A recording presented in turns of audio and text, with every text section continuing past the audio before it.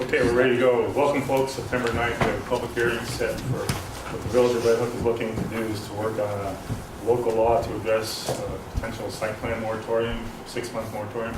What I want to do, the reason I'm standing here is we do have the pattern book that's referred to in site plan local law legislation. I thought folks that are here, two things, you can't take it home with you. It is on our website, so if you want to look at it. This is what we're looking to incorporate into our comprehensive plan and any related items that go along with that. We'll be a little more specific, but I thought, out of fairness, everybody, if you want, you could page through one now if you haven't looked at it online. And this is the local law itself. Anybody else? This, we'd want it back at some point in time, but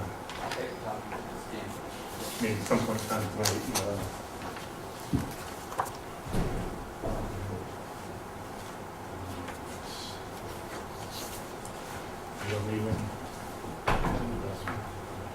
This is the design plan, the design guidelines that we're talking about. That's an exhibit tonight. What I thought I'd do is set some guidelines. We know there are people that want to speak about it. We do have a sign-in sheet, so if you come up and do that, sign your name and your address, and then looking at the size of the crowd, we would let each person speak 5 minutes. We'll have J-Trap read just some of the relevant guidelines in the sign-up sheet. But what we thought we'd do is work on this first, get you folks signed up that do want to speak. Can I see the local law? Sure. It is filmed for TV, so we would ask that you go to the podium here and people comfortable work from there. I don't know, I'm pretty shy. I don't know if I can get up there. But anyway, you could pass this around for those that want to sign in and speak.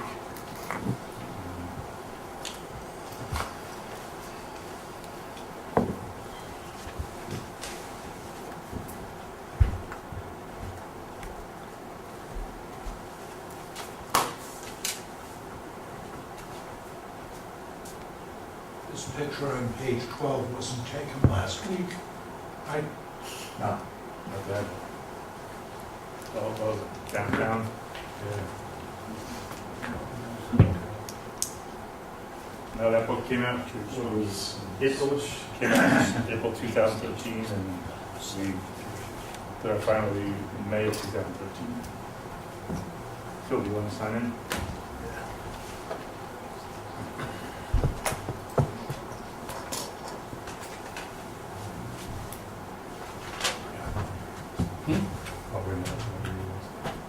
Whenever you're ready.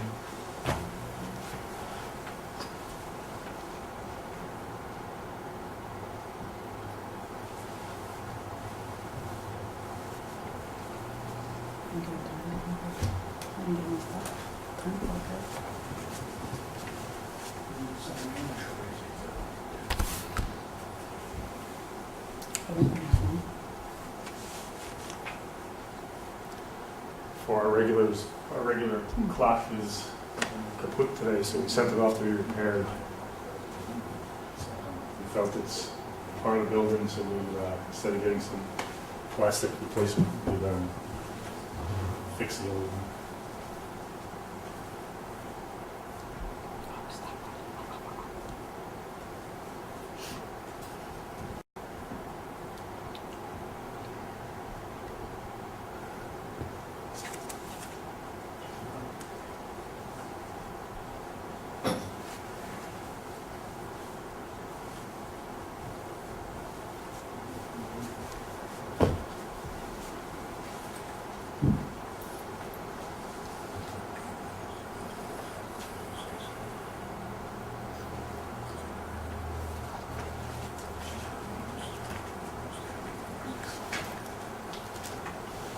Here you want, so I can speak.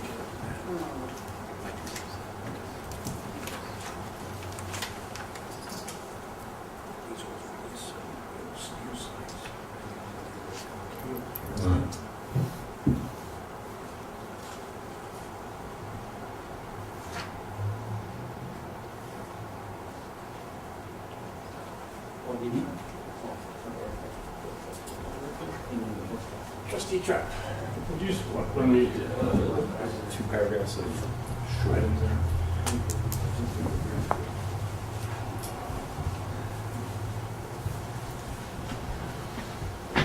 Okay, we've got a couple of little rules we would like for everyone to observe during the public hearing if you're going to speak. When you're recognized by the mayor or the presiding officer, whoever in case Ed faints in the middle of this process, I want to let you know. Persons addressing the board will be asked to state their name and address, but may not be compelled to do so. If you're hiding from something, then that's okay. Unless otherwise determined by the board, the time will be allotted, and I think Ed amended to 5 minutes instead of 3 minutes. And all persons wishing to speak have spoken once. Any person wishing to speak a second time may do so for a maximum of 2 minutes. And just something I would say is that if you're being repetitive, you don't need to say it again. We got it. We heard it. It's recorded. So if you say it, we have it. The comments must pertain to the subject of the public hearing. Now, in terms of decorum, no member of the public is permitted to address the Village Board of Trustees during a public meeting unless recognized by the mayor or the presiding officer.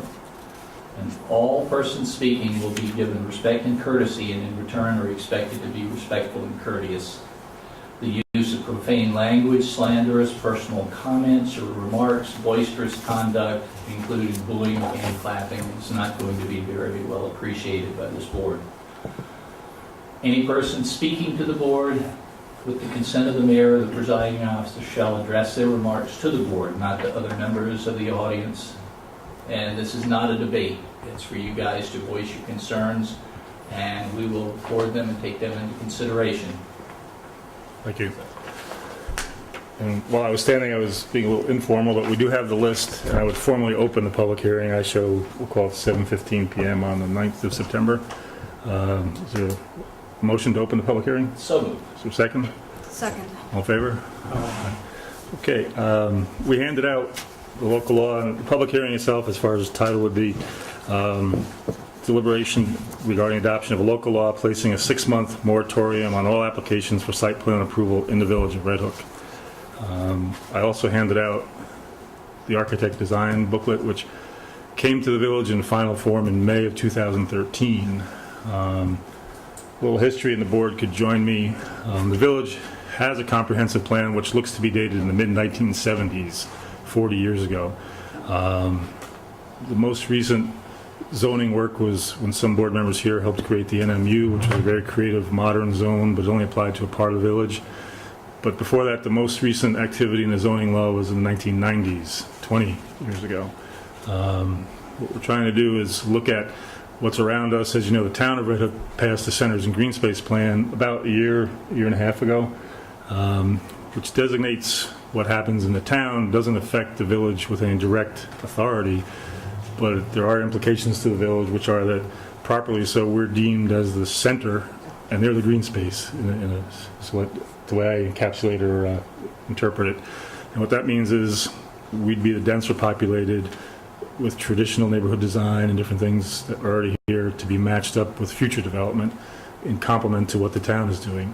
So what we're looking at is a fourth thing too is around January of this year, 2013, we tasked Jay Trapp, who's a trustee in charge of planning and zoning, and he formed a subcommittee where they're looking at pieces of our zoning law, but on a more particular level, not a comprehensive level, that we want to address some very immediate weak links, but this is a bigger plan. When we get this architect review, the design book that you've got circulating around out there, it's a study of what the village has, what the village looks like, and then we want to make the vision of the future of the village match a new comprehensive plan. In other words, adapt or amend our existing comprehensive plan, like I said, from 1972, 75, in that range, bring it up to speed a little bit. So we're starting that work. We have a specialty law firm working on it, but at the same time, we feel like we need some time to just get the input from this book into our comprehensive plan. That would be the overview. I don't know if any of the board wanted to say anything, but we'd probably just go right to public comment. And just as Jay read some guidelines, one thing to know is the board is not obligated to respond back, not to perceive it anybody on TV or in the audience as a weakness. It's just we don't have to immediately respond. We take it into consideration. But we would like to move forward with comments from the audience. And like I said, if you could go to the lectern just so you can get a better perspective to the camera and so forth.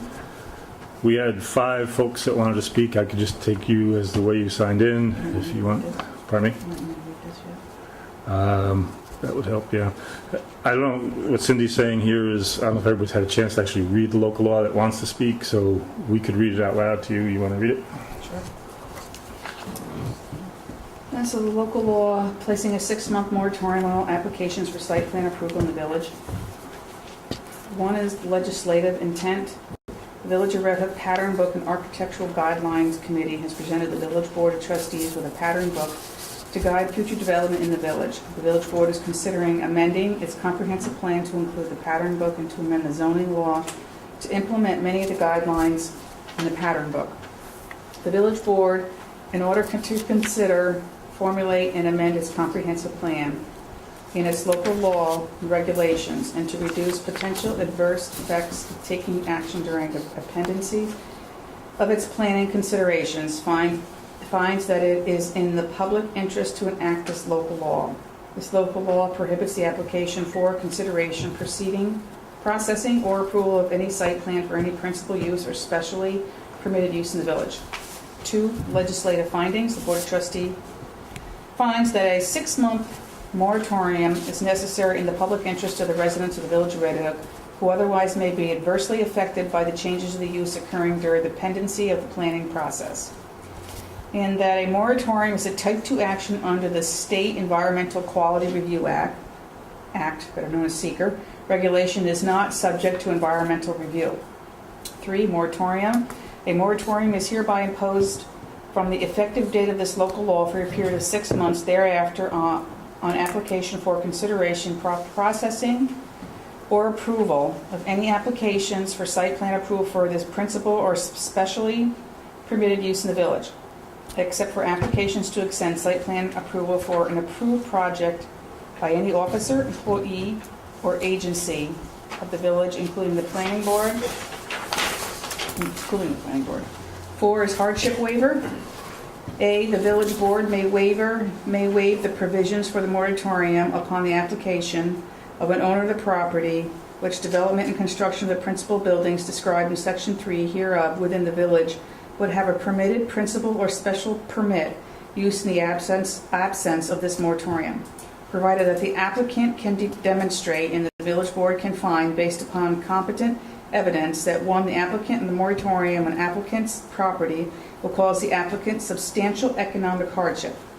2, the proposed use of the property will not harm the public, safety, and welfare. And 3, the proposed use of the property is consistent with the comprehensive plan of the Village of Red Hook and compatible with surrounding land uses.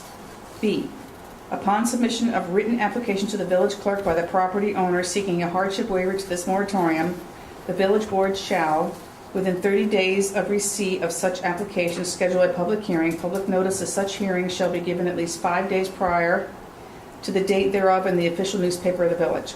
And said public hearing, the property owner and other parties wishing to present evidence with regard to the applicant shall have the opportunity to be heard, and the village board shall, within 30 days of the close of the said public hearing, render its decision either granting, with or without conditions, or denying the application. 5, supersession of village law. The village law supersedes Section 7-725A and 7-725B of the New York Village Law. 6, penalties and violations. In the event of violations of local law, penalties shall be those listed in Section 200-51 of the Village Code of the Village of Red Hook. 7, servability. Should any sections or provisions of this local law be determined by the courts to be unconstitutional or invalid, such decisions shall not affect the validity of the local law as a whole or part thereof, other than the part so decided to be unconstitutional or invalid. And 3, effective date. The local law shall take effect immediately upon filing of the Secretary of State provided by law.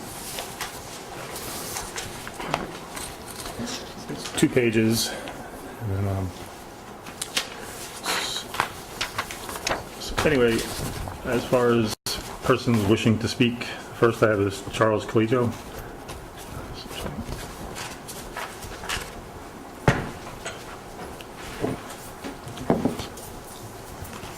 This video. Yep, good. My name is Charlie Collegio. I live at 33 East Market Street, Red Hook, New York. I also own Terry's Country Bake Shop at 46 West Market Street, Red Hook, New York. And I'm the trustee board. I'm just concerned as to why this moratorium is coming about at this time. And it's going to cost money, which the village doesn't really have a lot of money of. I mean, nobody does in these economic times. I know the people that are looking to sell said properties, and so my concern is it just targeting one group of people, or is it going to be for everybody in the village? Now, from what I'm hearing over here, I'm hearing that it's going to be like more of a comprehensive look at future development in the village, which is fine. But if you're just doing this moratorium for 6 months, I don't know of any moratorium that's lasted 6 months really, whether it's with the town, which is going on with Hannaford, or whatever. It usually extends longer than that. It's going to incur financial costs, which is with attorney fees. There's going to be pushback from the other side with the attorneys. So I'm wondering, again, why at this time? I understand that you want to sit back and take a look, but I think there might be a better way than getting attorneys involved. The minute you get attorneys involved, it's going to cost a lot of money. So I'm figuring that if you got the planning board to speak with the other people that you're looking to, the other group that you're looking to negotiate with, and possibly work out some sort of deal, it might be a better way. And then at that point in time, if you can't come to a compromise or something, then at that point, go to a moratorium or look to, seek a moratorium. But anyway, that's all I really have to say. I just, all right, thank you Thank you, Charlie. for the chance to speak. Thank you. I'm just going to make a few notes here myself.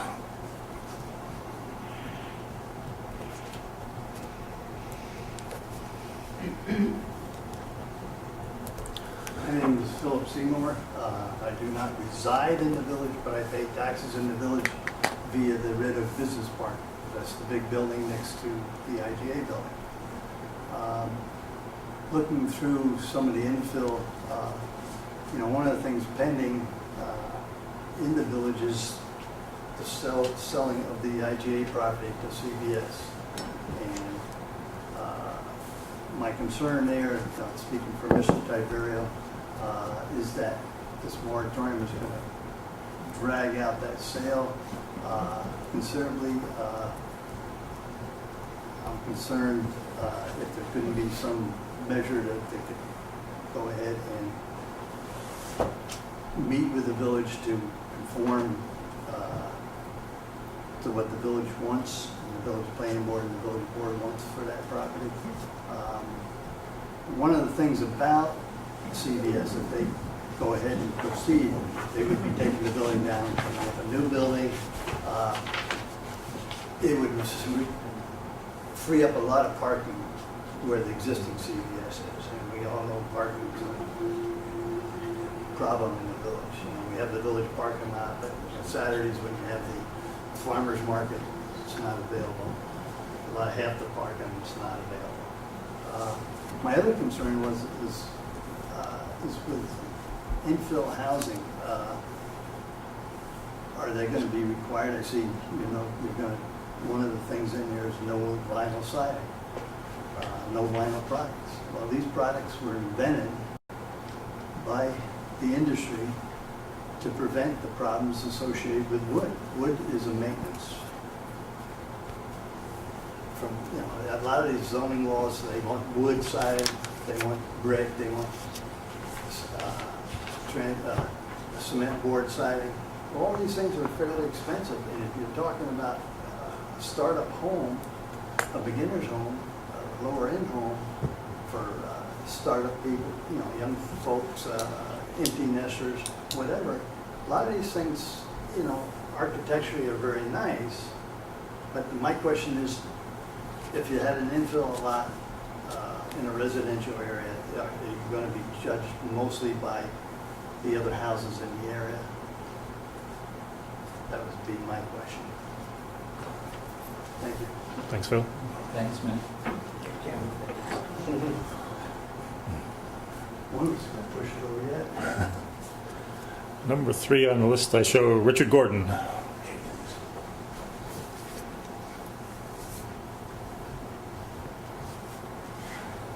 Hi, I'm Richard Gordon.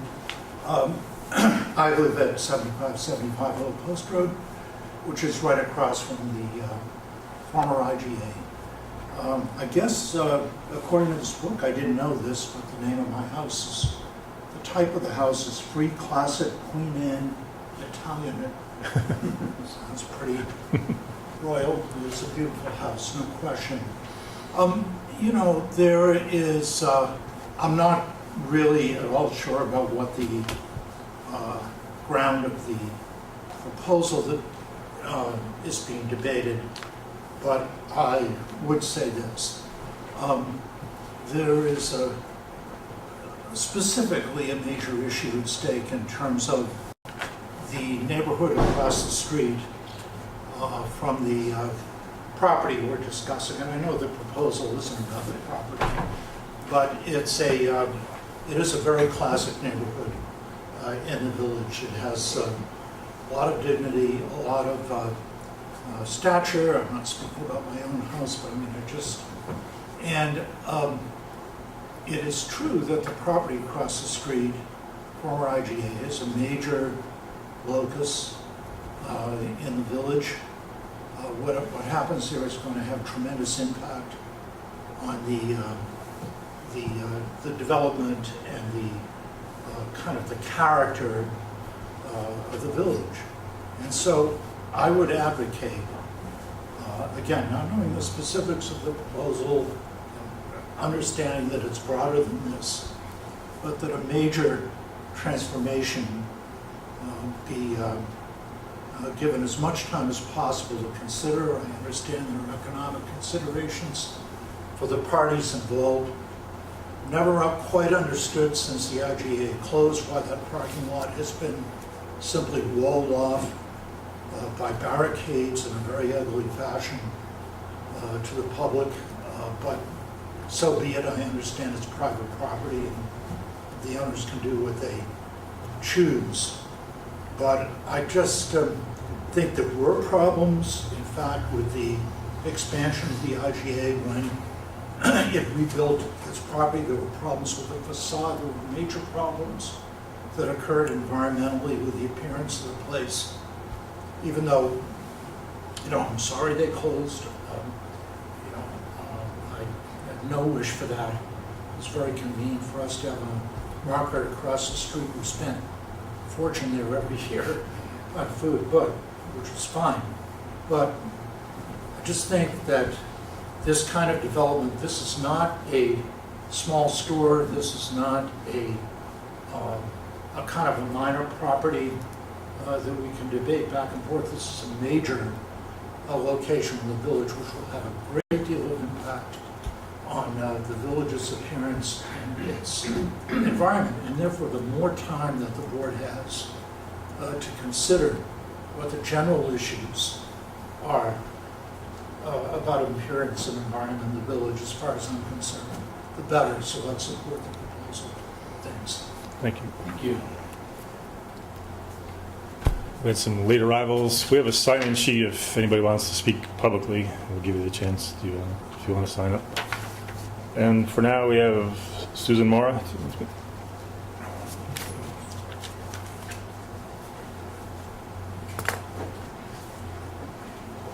I have hardly got a voice tonight, so I'm going to be very brief.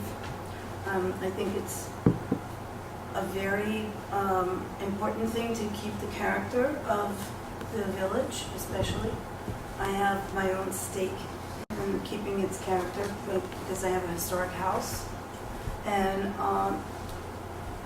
my intent is to make a bed and breakfast out of that house, and would like the surrounding area to be something that people would like to come and visit and be happy to be part of and walk around and enjoy the village.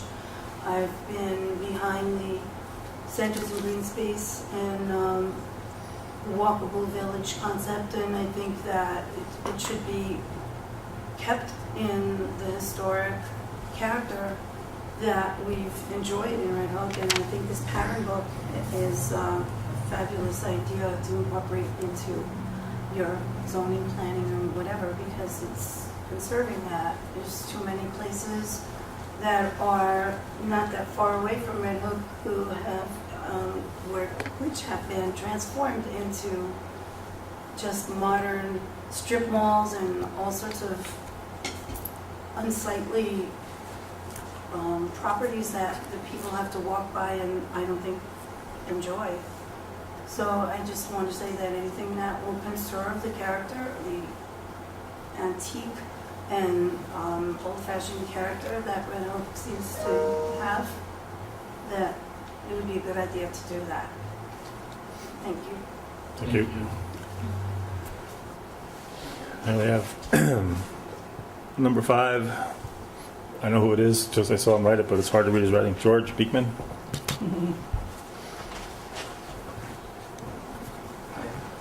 George Beekman, 15 Cherry Street. Besides that, I guess I'm the ZBA chairman, so speaking on that also. Reading just my first look at it, and I see that a lot of this is referred to as recommendations. That's opinion. That's going to be very hard to debate, argue at a meeting. Everybody's got an opinion what color blue is the right color blue. I think it's going to add a huge cost to property owners, and I think the moratorium will raise be a large cost to the public in general, because it's going to delay anything happening for at least a year. Between going to 2 boards, if necessary, the purchase of something or contract for something, I think it's going to tie it up for at least a year. So on the basis of that, I like the idea of recommending and having a worksheet for new people coming in to look at what to consult with. So I'm concerned with, like somebody had said, vinyl and certain products, which are what we use now, the cost to repair an old house with the original type of wood materials is prohibitive. You know, I'm afraid you're turning into the village itself into an historic village, and it's just simply not. I bought Red Hook, the village. I did not buy a fancy New England town that's got all the restrictions in it. And I think most people here, I bought it before restrictions came in. So I like the board to keep that in mind. Thank you. That's all. Thank you. Thanks, George. Did any of the late arrivals intend to say anything, or? No? Okay.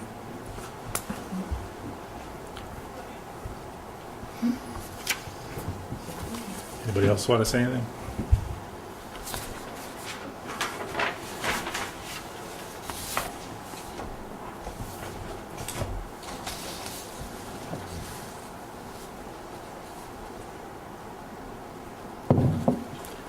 Any comments from the board? Is there a motion? Mayor? Oh, Sorry. okay. Do you mind if do I need to sign your sheet? I'll write your name down, but if you would like, the local law is there, if you wanted to look at that for a second, then is there a pattern book there? I can't Okay. see over the top. Great. You can look at that. But once you take 2 minutes, look at that, and you are David, right? David Captain, yes.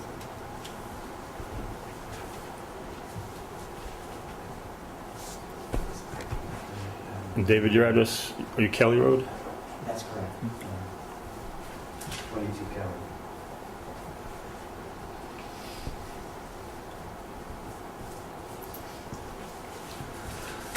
In fairness, I'm going to give him a moment to look that over. I don't think you heard the reading part of it. I think you came in afterwards. That's all right. One of our housekeeping things is 5 minutes. 5 minutes. But you can stand there and do it. Right. Oh, sorry. My name's David Temple. I'm son-in-law to Dominic Tiberio and brother-in-law to David Tiberio. And of course, my interest is to have this move forward. The Tiberios have been, after losing the business, have had a great deal of cost in maintaining the property, in just insurance, taxes, etc. And, after the, personal hardship within the family. And so obviously I want to put that out there, obviously there's a personal interest in moving this sale forward. But also looking at it in terms of the the site plan and these types of issues. I know there was a workshop meeting on March 21st where there's, a difficulty in defining what's a drive-through and drive-in. And so I know that there's, there's technicalities in terms of the CVS plan, and I know that there may be a plan without a drive-through. So there's many variables here. And looking through the architectural design guidelines that came out on May 20th, there's a good deal of attention put toward facades, signs, and arboreal kinds of concerns. And as far as I could tell, no real direct address to parking configurations and these sorts of things. So I think I would like to say that CVS is a big company, and they have been a constant presence in the village of Red Hook, and they will continue their presence in Red Hook in some fashion. But my impression is that they could be responsible in terms of the look of the building and the use of the site in such a way that no doubt would be in some ways compromised to some people, but would be definitely the lesser of evils if this is stretched out a great long time. We have a vacant lot. We have a family with constantly having to ensure a vacant, dangerous building, ultimately dangerous. I'm not saying the building is dangerous now. A parking lot that would be difficult to use in any other fashion other than just to close it off because for insurance and other technical reasons. And that this is a bird in the hand in terms of a sale.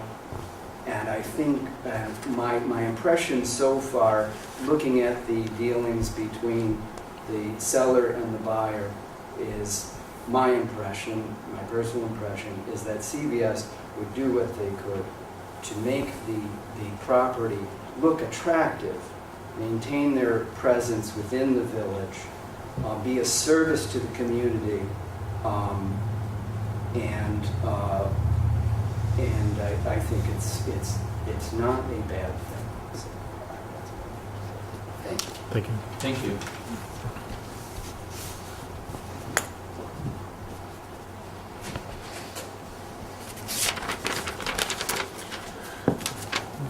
Like I said at onset, the board has no obligation to respond to each point or each person point by point. I would want to assure everybody this is a very thoughtful board, very creative board, and in the end our interests are for the village.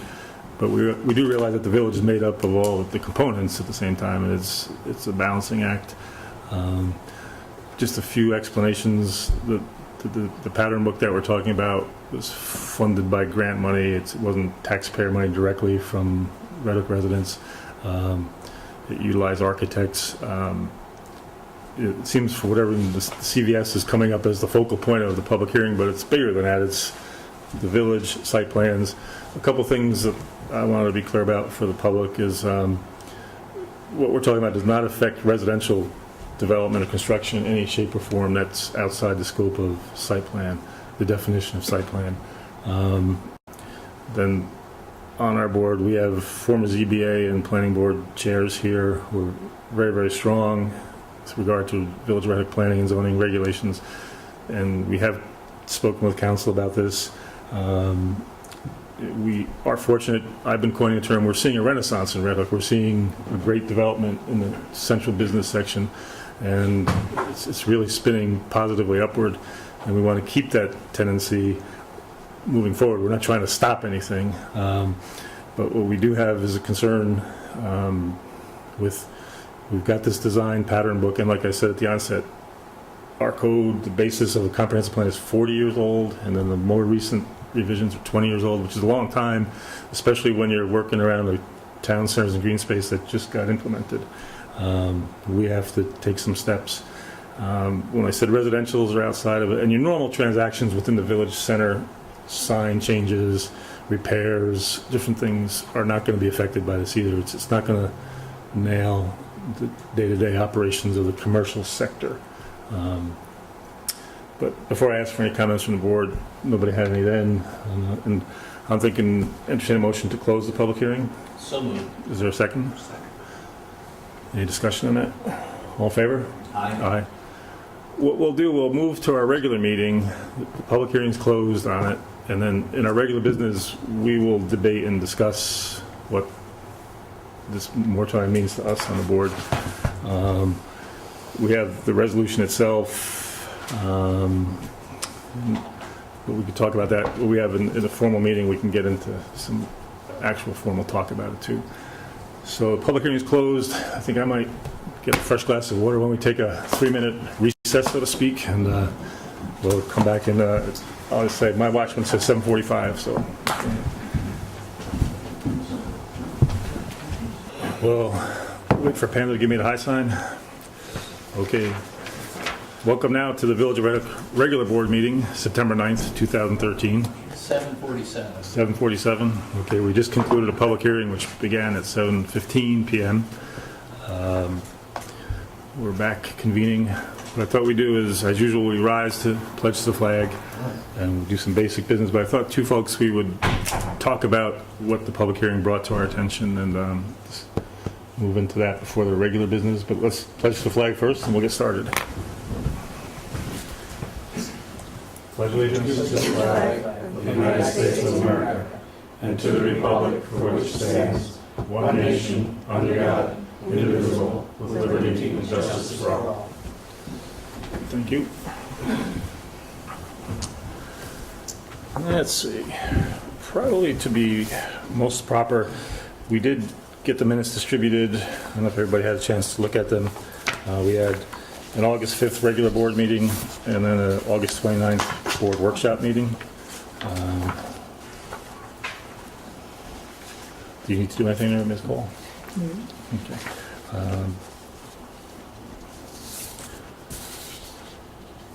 Do I hear any motion for additions, alterations, or corrections? Yes, on the village board meeting of August 5th, Okay. there's no mention in there about the discussion of the water line insurance. Water line what? Insurance that has been mailed out to all the residents. I did see it, Steve. I could find it for you. I know I read it in there. We said we didn't recommend it, we didn't promote it, but Top of the second page. All right, I didn't see it there. okay. Thank you, though. Good eye.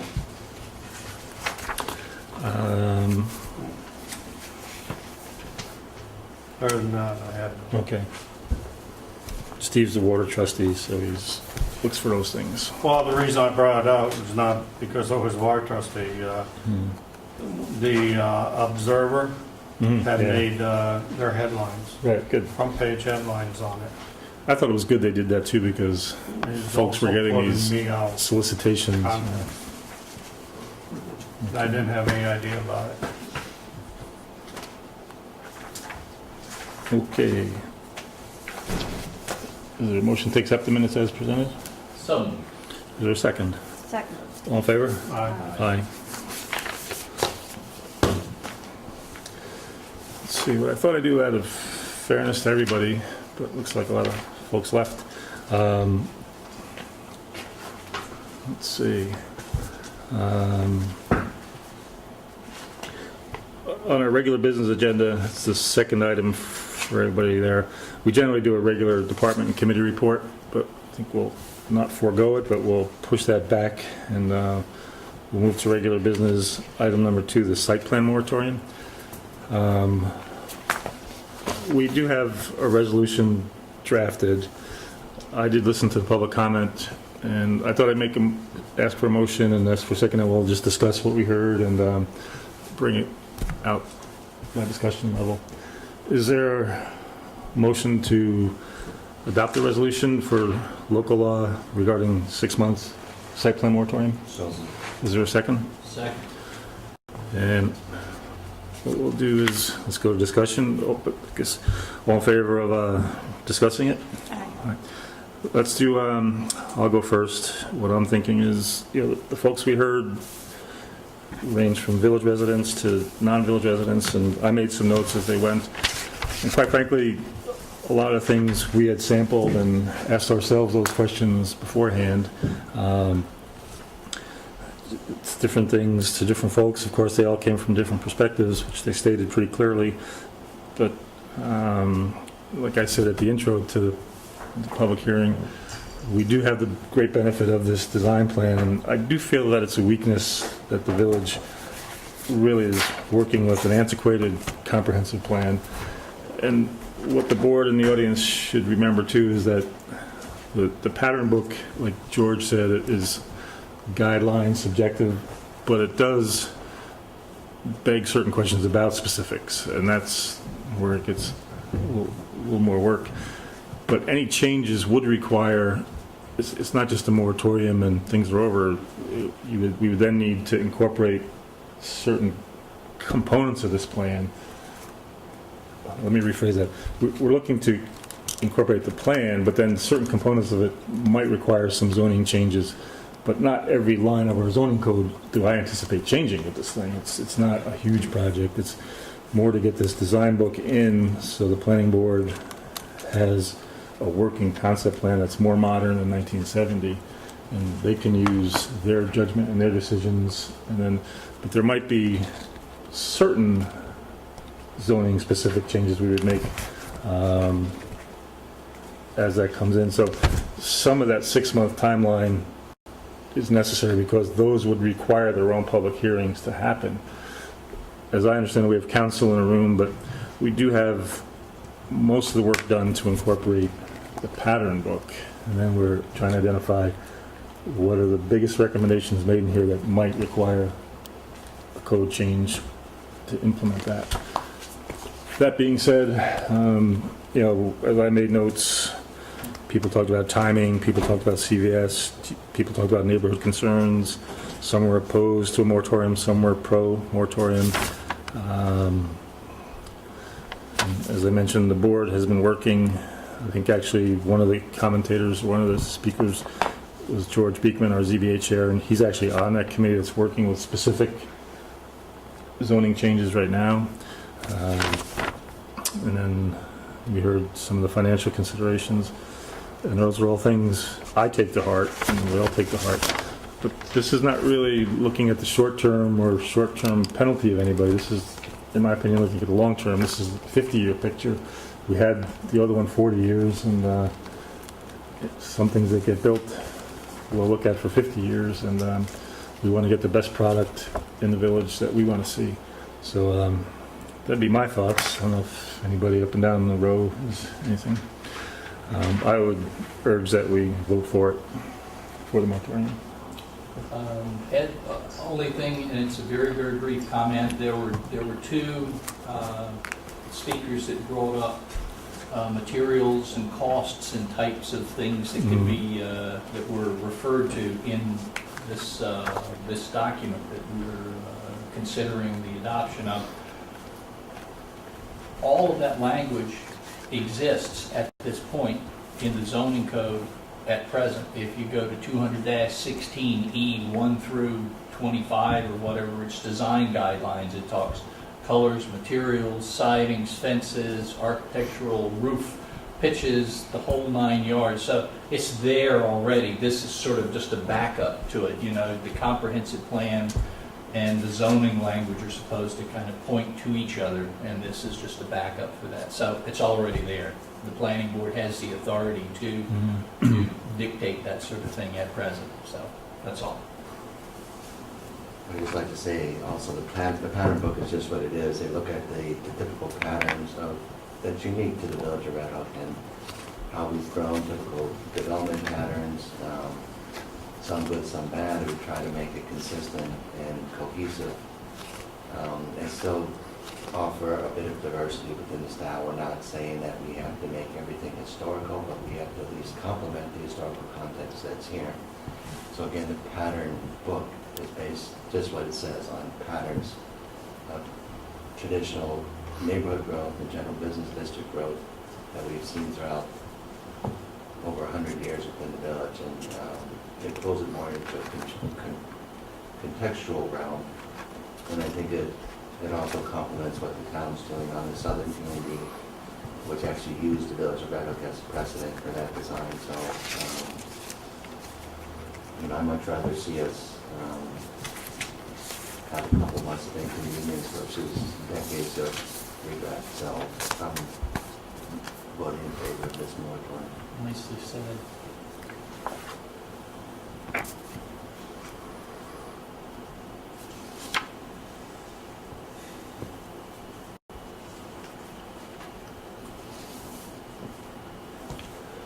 That being said, I think there was an overview of what our thinking was, but if the clerk could read the actual resolution for the board to hear. Resolution to adopt local law number 3, 2013, entitled "A Local Law Placing a 6-Month Moratorium on All Applications for Site Plan Approval in the Village." Whereas a proposed local law entitled "A Local Law Placing a 6-Month Moratorium on All Applications for Site Plan Approval in the Village" was presented to the Village Board of Trustees on August 29, 2013. Whereas the proposed law was referred to Dutchess County Department of Planning and Development pursuant to Section 239-M of the General Municipal Law, which responded on September 5, 2013, that it was a matter of local concern. Whereas a resolution was adopted by the Village Board of Trustees, the Village of Red Hook, on August 29, 2013, setting a public hearing to be held by said Village Board of Trustees on September 9, 2013 at 7 p.m. at the Village Hall, Red Hook, New York, to hear all interested parties on the proposed local law. Whereas notice of said public hearing was duly advertised in the Daily Freeman, the official newspaper of said village, on or before August 30, 2013, which is not less than 10 days prior to the date of the public hearing. Whereas the public hearing was duly held on September 9, 2013, at said time and place of all parties in attendance were permitted an opportunity to speak on behalf of or in its opposition to the proposed local law and part of thereof. Whereas the proposed local law constitutes a Type 2 action for purposes of State Environmental Quality Review Act pursuant to 6 NYCRR Law 617.5 C30. And whereas the Village of Red Hook Pattern Book and Architectural Guideline Committee has presented the Village Board of Trustees with a pattern book guide to guide future development in the village. Whereas the Village Board of the Village of Red Hook desires to amend its comprehensive plan and zoning law to incorporate the planning design guidelines in the pattern book. Whereas the Village Board of the Village of Red Hook, in order to consider formula and amend its comprehensive plan and zoning law, and to reduce the potential adverse effects of taking of action during the pendency of its planning consideration, find it that it is in the public's interest to enact this local law. Now therefore be it resolved by the Board of Trustees of the Village of Red Hook, 1, the Village Board hereby adopts said Local Law 3, 2013, entitled "A Local Law Placing a 6-Month Moratorium on All Applications for Site Plan Approval in the Village," a copy of which is attached hereunto and made part of this resolution. 2, that the village clerk be she hereby is directed to enter said into the local law in the minutes of this meeting in the Village Code of the Village of Red Hook, to give due notice of the adoption of the said local law to the Secretary of State of New York, and take other action as may be required by law. The question of the adoption of the foregoing resolution was duly put to a vote on a roll call, which resulted as follows. What I'll do, we did some preemptive discussion, but as far as I wanted the clerk to read the actual resolution, it's really stating what's in the local law that we've handed out before. And what I'm thinking is, as I recall, who made the first motion to work with the resolution? Was it you?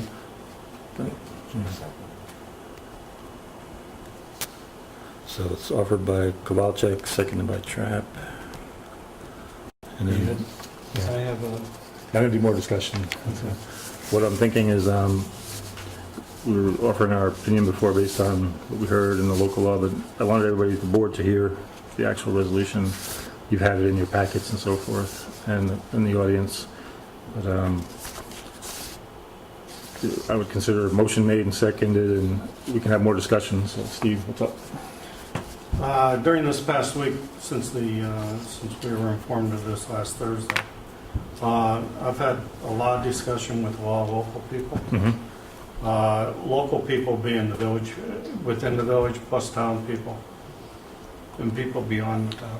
But most of them generally came with, they can see the need for the pattern book, but they don't see, they question the timing of this local law.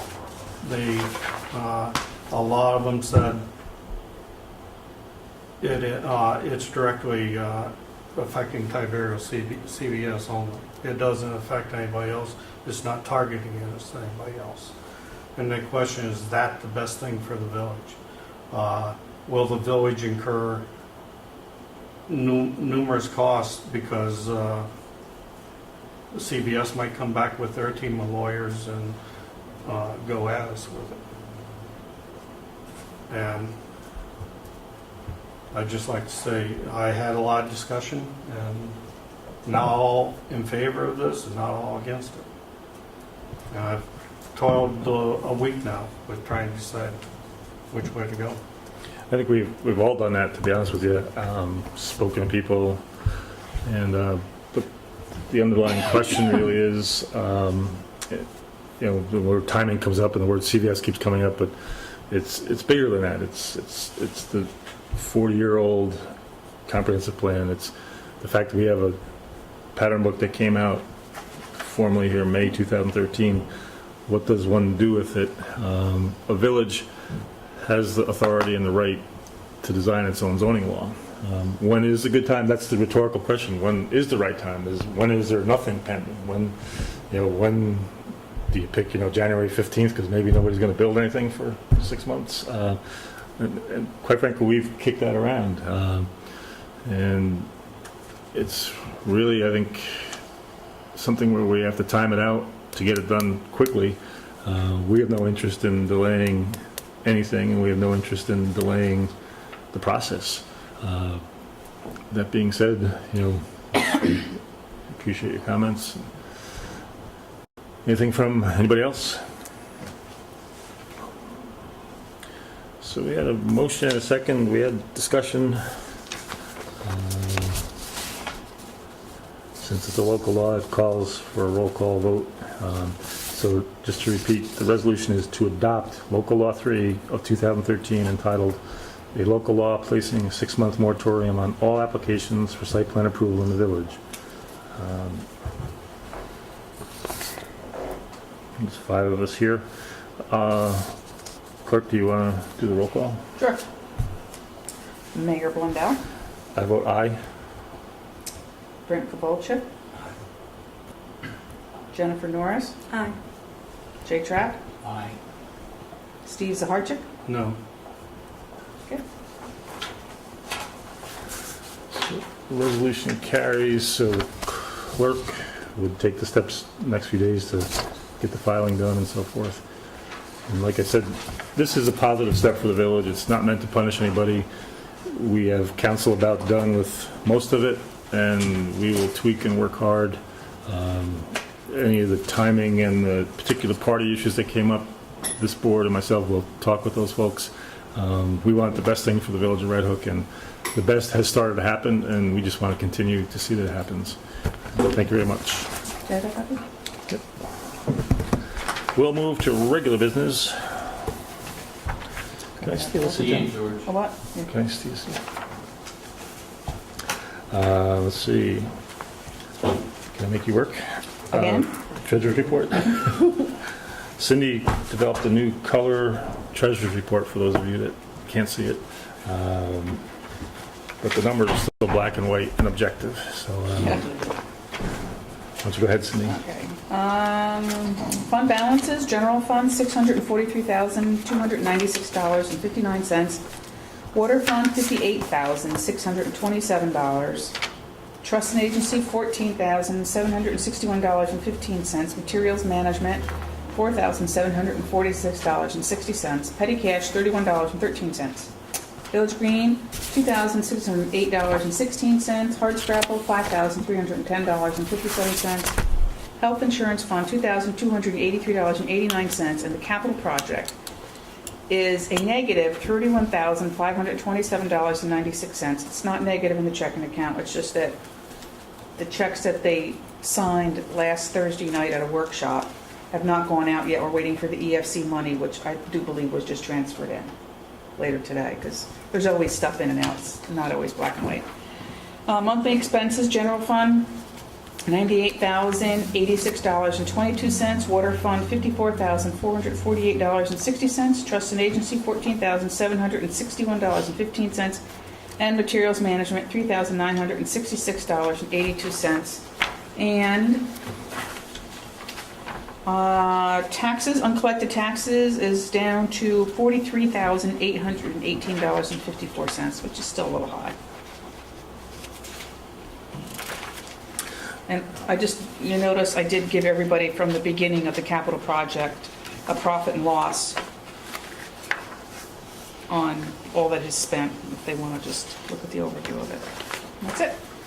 Just as explanation, what she's referring to as capital project is the USDA water project. So what that is money moves into us as we work our way through the construction. They pay us piece by piece as we work through. So we submit paperwork to them, and then the funding agency sends money to us. And what she's talking about, that spreadsheet and different things, we'll talk more about this in a moment, but the project phase 1 is coming to a close, so we're looking at where we are. We're under budget and we're ahead of time and different things, which are great. So we actually have a meeting, September 11th with the USDA folks. We'll be winding up that thing. So a lot of this paperwork is because we're near the end game. And I think that being said, rather than give the police report right now, we have the project engineer here, Robert Flores from CT Mail, and we'll get him out of here if you want to talk a little bit. And then, Steve, you can do your water report after he's done there.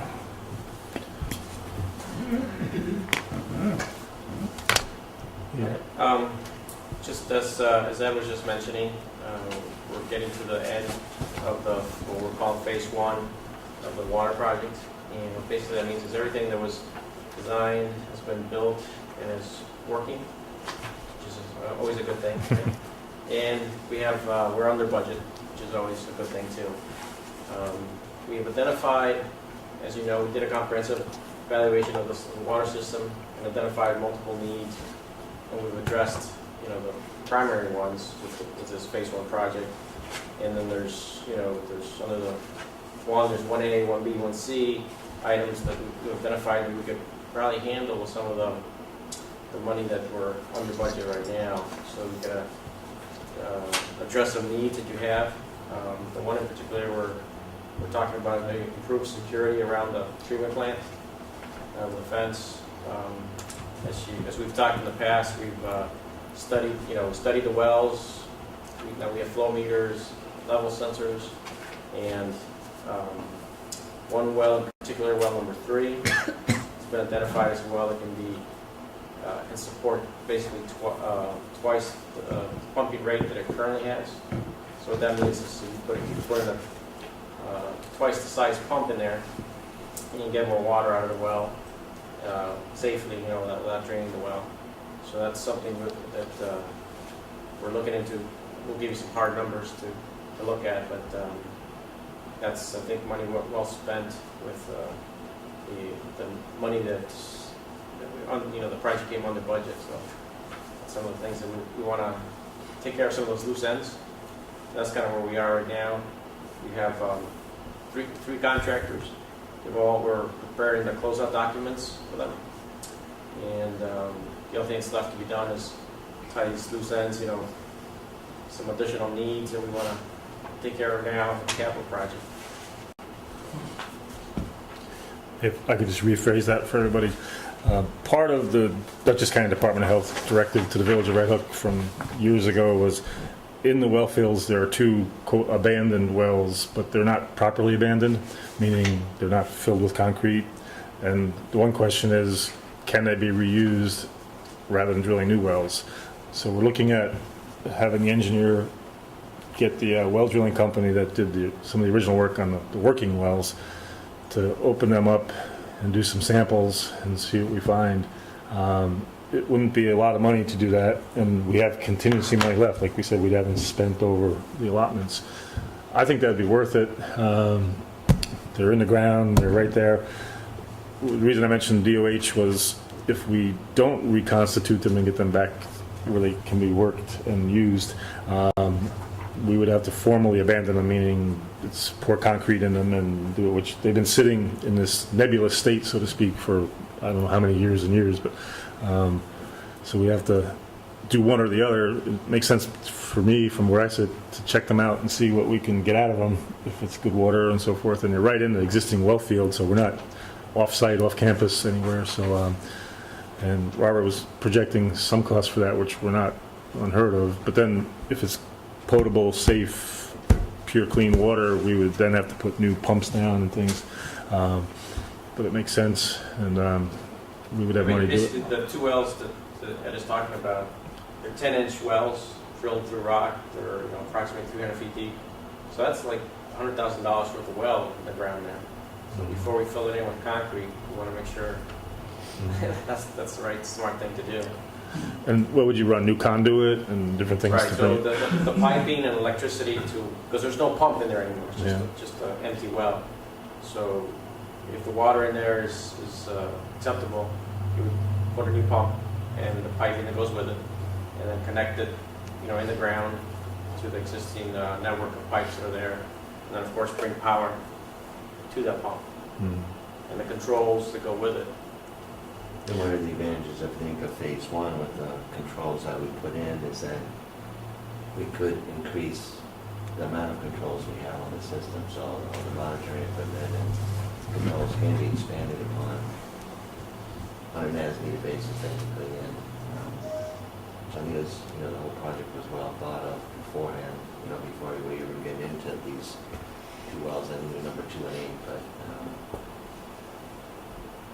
we'll see what we can do. Yeah. So essentially, we would use the existing project money, the original intent of the project, bring in the well driller.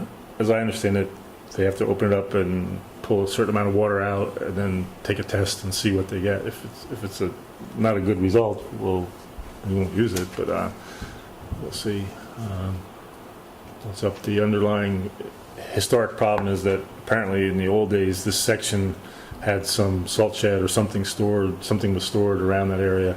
And I don't know how many years ago, a long time ago, they stopped using these wells because they were getting a salinity positive on it. But the thinking is the offending presence is gone, the offending building is gone, whatever, and it might be good water. We wouldn't push it if it's not good, but we would look at it and test it for other things too, not just that one issue. But it's not. Because the goal of the project is to make sure the village has, sufficient water, not just on an average day, but a high day, and make sure that you can support the future development. And actually know what the capacity is of the well field. So.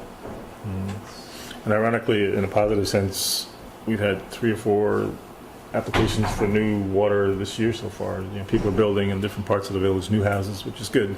But we have to be able to prove we have the water to give them each time. And once this is done, you're running the tests today in the next few days, right, for the real total probable. You're gonna have at the end of the day something from the Department of State and the Dutchess County Health Department that says you can pump so many hundred thousands of gallons of water out of this well field. And anything, the difference between that and what you currently use is available for growth.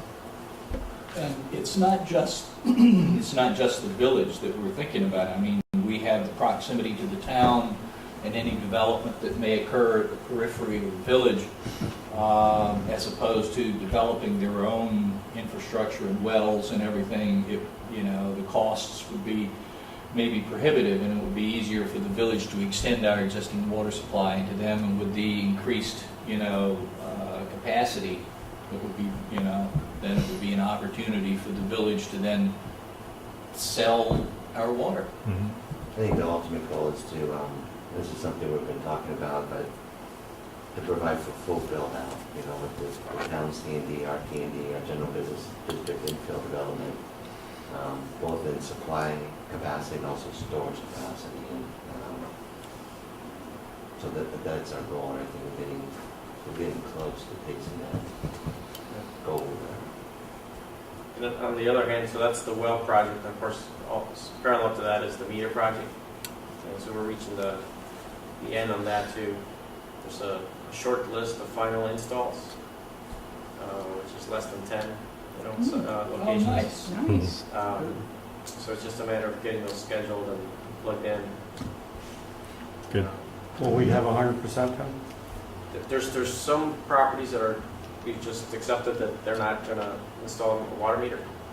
So we're going to basically store that meter and have it ready for when they change their mind.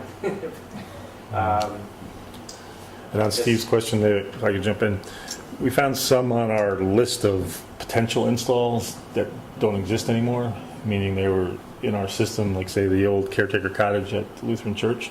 It shows as a meter to go into the cemetery, but there's no building. So those we took off the list. There's a bunch like that, believe it or not. And then there's, like Robert said, 10 or a dozen that we're just going to take the meter, and when the people get around to booking it, they will pay the labor for the install. And our code is we provide the meter free, so we'll just have them in inventory. And then we're double checking certain locations. We have our meter reader. Interesting little story. We used to use 2 men for about a week to do the old meter reading. It's so much different now, and what we're going to have them do, there's a few locations that are multiple occupancies that are still showing a meter might be needed, but it looks, again, that might be an antiquated situation where maybe there's just 2 meters in this building and where we showed there should be 4. So he's going to go in and physically check serial numbers and photo and pipes. It won't be through the project, it'll be us. But we're saving so much time. We used to send him off reading meters, and he'll use his expertise of walking and knowing the basements, and he'll report back to us that this really is not a meter waiting to be installed. There's no place to put a meter here. That occupancy changed or something happened. The landlord changed the configuration, so we'll rule them out. But anyway, so closure on the 3 main contractors. Looking at wells 2 and 8, and then what else is on your mind? That's essentially it.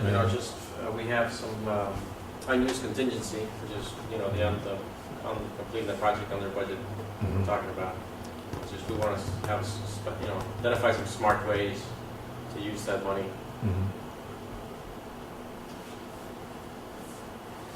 And we don't have to use it all, but if there's something, like he mentioned, a fence around the pump house, I think makes sense. Testing those wells. Upgrading well 3. Yeah, and then upgrading well 3. But these are all things that are within the scope of work as outlined in the engineer's report, so this is... Yeah, it's nothing new. It's because one of the options of the whole project was we might find we have to drill another well for 150,000 miles, but right now it's not looking that way. So if we can bolster up our capacity, Right, all the better. we change a pump for well 3, maybe fit wells 2 and 8 with new pumps. You gain a lot more water than you would by drilling a new well. Yeah, it's like getting 2.5 wells for the price of half a well. That's right. Sounds good to me. So, Yeah. Currently on your, when you're reading this graph, and oh. that's being read locally at the pump house? Right. So Okay, so you need full internet access. yeah, I know we mentioned that a couple of months ago, but I'm not sure where the discussion is at the moment. But Yeah, that would be the goal. Okay, Yeah, you can't take it as static IP. Correct. That's my understanding. That the software needs, similar to you would have it in a business in terms of connection, data connection. So you get full-time communication. what we're talking about here, the wells have incredibly high-tech capacity now, is computers that actually monitor production and graph it out, and it can be read at the wellhead right now, pump house, but the design is to have it alarm off to operators off-site, so they don't have to go in if something's happening, and they can study from wherever they are what's happening. So Steve's our telecommunications, but it did come up, I think, at the August meeting. I think it was in there where we would like to get that, Right. the full internet. And I think you were saying it's like 60, 80 bucks a month, or $75 and change per month. yeah. See, the other complication is the phone line that's there now is shared by multiple buildings. Right, and we're going to put a phone line in, a separate phone line. So that affects the auto dialer and things like that. Okay. And that's the next question. How does it work now? So right now, if there's an alarm, the computer itself has an auto dialer. So that dials the phone numbers that are programmed, which include my cell. And it will tell you, what the alarm would be, Okay. pump 3 fail or power loss or something like that. If you had the internet access that we discussed, then instead of just getting a call, you could open up your laptop and see what's happening and maybe make the adjustments then and there instead of, gives you a chance to react quicker and monitor it. Okay. Sounds like it'd be So worth it. the software the PC still is going to reside there, Right. and software resides on that PC. Now, on your PC, It's a web-based okay, process. So you go to our website, all right, and that website with your password gets you to the Village of Red Hook Wellfield. So that's why it's accessible, all right. anywhere. Is a real-time feed, or is there a delay in it? It's practically real time. We're talking seconds. Okay. A lot of tech We're in the talk. final stages. Pardon me? We're in the final stages with Of- Time Warner On the building or both? on everything. So what's that mean? That means we'll get a line over there that's different from the phone Yeah, I'll lines? tell them tomorrow that we need a line over there. It's at the pump house. Yeah. What other number is located there? And when do you It's think the that should be highway. done? I think sooner rather than later. What do you, I mean, Well, the complication is that because the auto dialer that's built into the computer, it shares the phone line with the highway garage, Right. that building, and other places. Sometimes it gets, people can't call Dan because it's plugged in, so it gets unplugged, so Dan can use the phone. Yeah, So I understand the need for the phone. Yeah. But if you go full internet access, are you going to need the phone also? I don't really see, unless you want to have a phone at the Wellfield site. Anybody that's going to be over there is going to have a cell phone. So That's what I thought. I think probably not. I can't think of a reason to keep a line. I mean, what does it do? Save us a few bucks on the line and then we pay the internet? Yeah, if we don't put the line in, we save that. Mm. Now, next question. What's the address over there? What's the actual 911 address of it? I have it probably written in my Rolodex, so if you want to. Okay, yeah, if you could send me an email tomorrow with All that, right. because I got to exchange some emails with you. They got questions on 2 lines. And I just need to get that clarified. And this is the pump house, right? Yeah. Okay. So I think we'll move ahead and do checking those 2 wells. It's within the scope of the contract, but like Brent says, we're not adding anything new. And then- You're improving your water supply is the scope of the project. Right. So And then on that data, what are you going to put in there? Is the DSL line? Is that what goes in there? What actually goes in there? Just it won't be a DSL line, it'd be a regular, our regular phone line, but it has internet access. So you'll have just regular Time Warner cable in there. So we don't have to demolish anything or dig holes or anything? It's just, okay. What they'll do is they'll run it in, they'll put a modem in there, Mhm. and they'll peel everything off. They'll take the internet off, they'll take the phone line off, separate them. Yeah, it'll essentially provides a network jack, from the computer to this modem, and now you're on the internet. Yeah, you'll be able to interface right into it. You want to be able to plug a Cat 5 or a Cat 6 into it. You don't want to go wireless there. Right. Well, yeah. There's no need to do wireless. No. It's a small space, and you'll be physically next to each other. So. Yeah. All right, Robert, anything else? So we meet September 11th. With RD, Yeah. Donnie, we'll take your comment at the end, okay? Yeah, all right. Okay. I just wanted to find out, it's about the chemical that was used, to frack the wells. Oh. We were gonna find out. We'll take that. Yeah. I don't have the information with me today. All right. Yeah, Or what- if you even got an MSDS sheet. Maybe what I'll do is I'll leave it with Cindy Yeah, sounds good. so that we don't cross paths. Thank you, Robert. Let's see, while we're on water, Mr. Trustee Zarchuk, you have yours there? Yep. Village of Red Hook, August 2013 water report. The average water consumption was 238,000 gallons per day for August of 2013. For a grand total of 7,387 gallons for the month. The 2012 consumption was 255,000 gallons per day. Two chloroform bacteria samples were taken and tested at the laboratory. Both had a negative result for bacteria. 120 gallons of hypochlorite was used. One delivery of 32 5-gallon containers, 160 gallons total, was made of the hypochlorite this month. Steve, I have a question for you. Sure. On the first point, the average water consumption was 238,000 gallons per day for August 2013, and the second sentence, in August 2013, the average water consumption was 255,000 gallons per day. Mm-hmm. What year did you say? I said 2012, in August 2012. So there's August 12th, Yeah, the second one. yeah, that's why I said August 2012. It has to be a typo. Yeah. Sorry.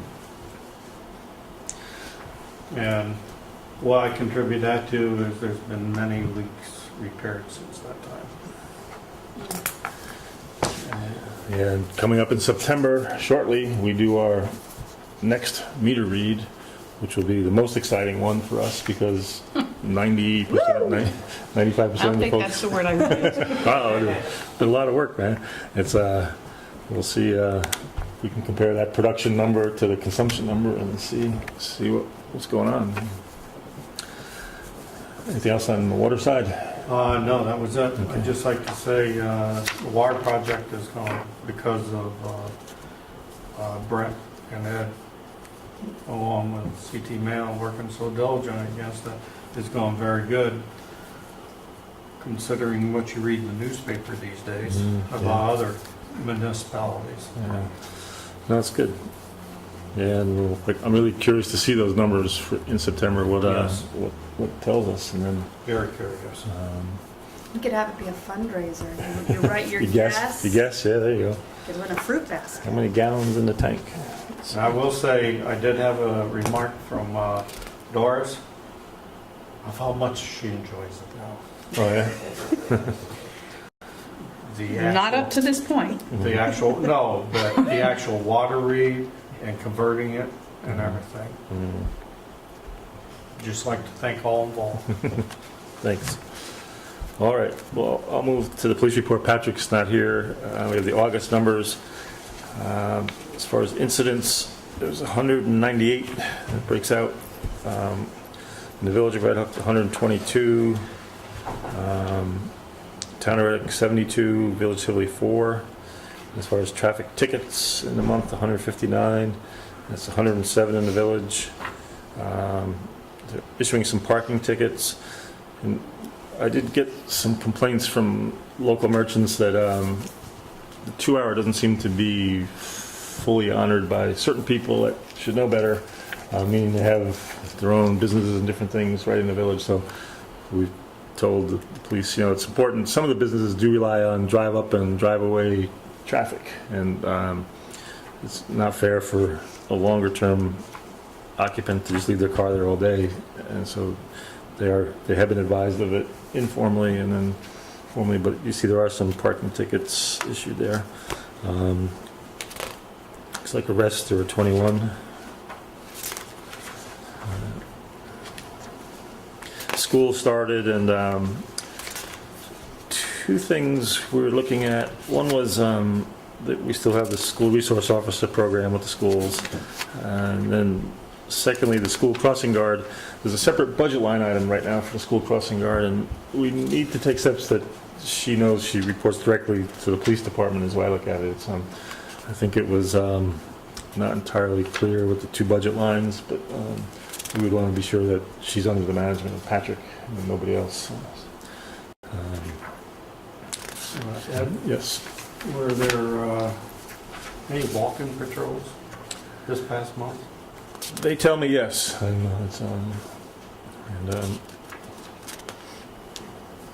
I don't, I don't have any log or anything like that, but just looking I through did the. see Patrick walking around Yeah. at one point.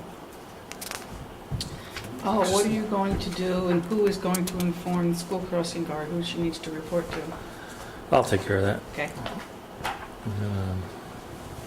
I do see, Steve, on your question, there's a page there, on page 5, security checks, is like West Market, Elizabeth, Prince. It's not clear that they're walking when they're doing that, but All I would right. assume they're out of the car checking something. Well, we had said back in March, April, May Yeah. timeframe that we wanted to see Yeah. actual foot patrols in the village. Get Well, I know, acquainted with you know, I did get it anecdotally. I was in the health food store one day, and he was asking me, "Who's this so-and-so guy that he was impressed by?" And I couldn't figure out who he was talking about either, but somebody was walking in and talking to him. What else with police? Anything? They still do bike patrols, right? It seems like they do it on weekends. That guy Wilson, I think, is on the Yeah, bike, John. and then on celebrations and those things, they break out the bikes. But I haven't seen them on the weekend. You know, they have rigged up somehow. They can put the bike on a bike rack and they throw it on and off the truck or something. Now, are they parking their cars here? The cars up here? Yeah. There's a reason for now, and I can explain. Let's see. Mr. Trustee Trapp, would you like to go next? Oh, sure. Just checking a date here so that I don't misspeak myself. I'd like to thank everybody for filling up the Hugs from Home box back there. And with that in mind, I received an email from Doris giving me the contact information from someone who is interested in Hugs from Home. I haven't spoken with them yet, so I'm not really sure what the interest is, but I will reach out and find out whether they want to help the village or they want to start a pickup themselves or find out what it is that they're looking to do. I think they want to put a lot in it, We would welcome that. but it's pretty full, so I have to have either myself or Dan bring it to Rhinebeck this week. Okay. Pretty full. Yeah, it's, and that's good that it's full, so. And for people who, you go on vacation and we've got these lovely cream rinse and shampoo and body lotion, throw a couple in your suitcase and bring it back, throw them in the bag, back there, the Hugs from Home box. It would be greatly appreciated, The Army issue shampoo, I imagine, is probably a pretty Spartan product, so it'd be nice to have an Aveda, shampoo and cream rinse that you could throw in yourself and you'd smell just delightful over there. So, but I digress. I'm sorry. We like to move. Ed and I have our morning meetings almost every morning. I call Ed, and I apologize for calling so early, but we have our conversation for 30, 35 minutes between here and Hudson every morning, and we wrestle with the issues of the world and village as well. we've been working very hard to identify and institute the cleanup of some hot spots, if you will, around the village. There's some things that have started and never really cleaned up and this sort of thing. So just be advised that those things are ongoing all the time. And we do have a citizen complaint form that if you see something and you feel motivated to bring it up, come up to the village. Cindy or Lara, one of the two, will give you the form and fill it out. If you are uncomfortable about that, contact Ed or contact myself, and I would be more than happy to fill the form out, and I will put my name on it. I don't have an issue with that. If you want to maintain your anonymity, that's not a big deal. I believe it's the 24th of September. I don't know, did you sign up for the classes, George? It's the 24th, is it? The 24th of this month, Dutchess County Planning Federation is offering some more classes out in Millbrook at the Farm and Home Center. These classes are going to be pretty good. It's the introduction to the new seeker form, and it's going to talk about seeker, but also talk about the new forms that are coming. The next set of classes is going to be even better, because what's going on are the people that wrote the comprehensive book on how these things were put together are going to come present the class on the new seeker forms, why, how it works. I won't go into it. It's just going to be good classes. They're $5 a class. They feed you, so it doesn't get much better than that. Good food, wraps, potato salad, macaroni, juice, coffee, cookies, So it's a good deal. Brent and I have been doing these things since, I think the sun came up a couple of days a week back then when we started doing these things, but appreciate you guys going. They're good classes. You got to keep going, learning. And Ed, I did hear similar things. People came to me talking about parking, and said that, I've got people that come in here to eat and there's no place to park. They're going to be here an hour and a half or so, eating, and, I don't know where all the people are coming from, but there's no place to park. And people, then they end up parking, say if they go into Taste Buds, then they end up parking in the Key Bank parking lot, and somebody gives them the eye because they're parking back there, and everybody gets hopscotch to a different place because some people aren't playing nice in the midst of that whole thing. So I guess in the midst of it, we may start asking the local constabulary to step up the patrol for parking. I don't know if that's what. Yeah, that's what we did, and too, if people are watching it, if you have an office or a business, you have to honor the 2-hour parking. Most of the occupancies have parking around back for the people that work there. So it's sometimes it's senseless. Use it and It's a little senseless to tie up the transient parking for full day parking. So. Yeah. So you hear these things. The Planning and Zoning Committee has had a little bit of a hiatus. A lot going on, at least for me anyway. But we're gonna crank it back up and start grinding away here. So. I'll have more to report on that when we get back. Let's see here. And the monthly report here is that we had 5 building permits issued, no CVOs, no certificates of compliance issued.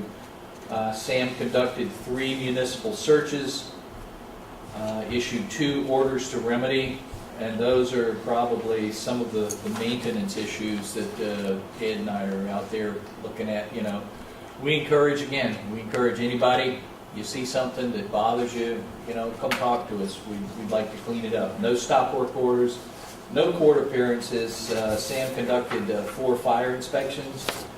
He had 1 complaint, and it doesn't really say what it is, and I'm not privy to that information, otherwise I would kind of give you a little clue. But he conducted 16 inspections, which are just anywhere from firewalls, rough plumbing, framing, final inspections, things like that, decks and houses and all. The planning board had 1 item of business on August 8th of this year, and it was for Anderson Commons, and they granted an application from the applicant to have a 1-year extension in time. and he's going back and forth between the village and the town to make sure all of his approvals are in order so that he can progress that particular project, which for those of us that worked on it are pretty darn excited that that's kind of coming back, and we'd like to see that little thing kind of move forward. Now, in terms of the funds that were accepted in August of 2013, we had a total of $780 tendered into the building department. And Mr. Mayor, I have one last thing to say. What's that? That's it. Oh, thank you, thank you. Let's see. I would say, let's have Trustee Norris talk next. We're live. Jen, go ahead. All right. Hardscrab Day is in less than 2 weeks. It's Saturday, September 21st. As usual, we'll have our nonprofit vendors, merchandise, and food vendors. Please also do check out our local merchants. We have basically a whole new crop of merchants from last year, and they're really excited about the day, so I think it'll be good. This year, Kids Scrabble Day is going to consist of a clothing swap. All sizes are welcome. Bring one gently used item and exchange it for a new one. Also at Kids Scrabble, Girl Scout Troop 10208 will be on hand leading activities as part of their Silver Awards. Activities will range or involve literacy, animals, drama, and other interests the girls are pursuing for their individual awards. So it's going to be pretty cool. The Hardscrabble Parade will start at 4 p.m. Lineup is at 3:15 at the middle school, and it will go down Phillips Street to Fraley Street and up 9, stopping at Memorial Park. I have found a great way to watch the parade is to get a piece of pie at the Elmendorf, sit on the curb, and watch it. Finally figured that out, last year.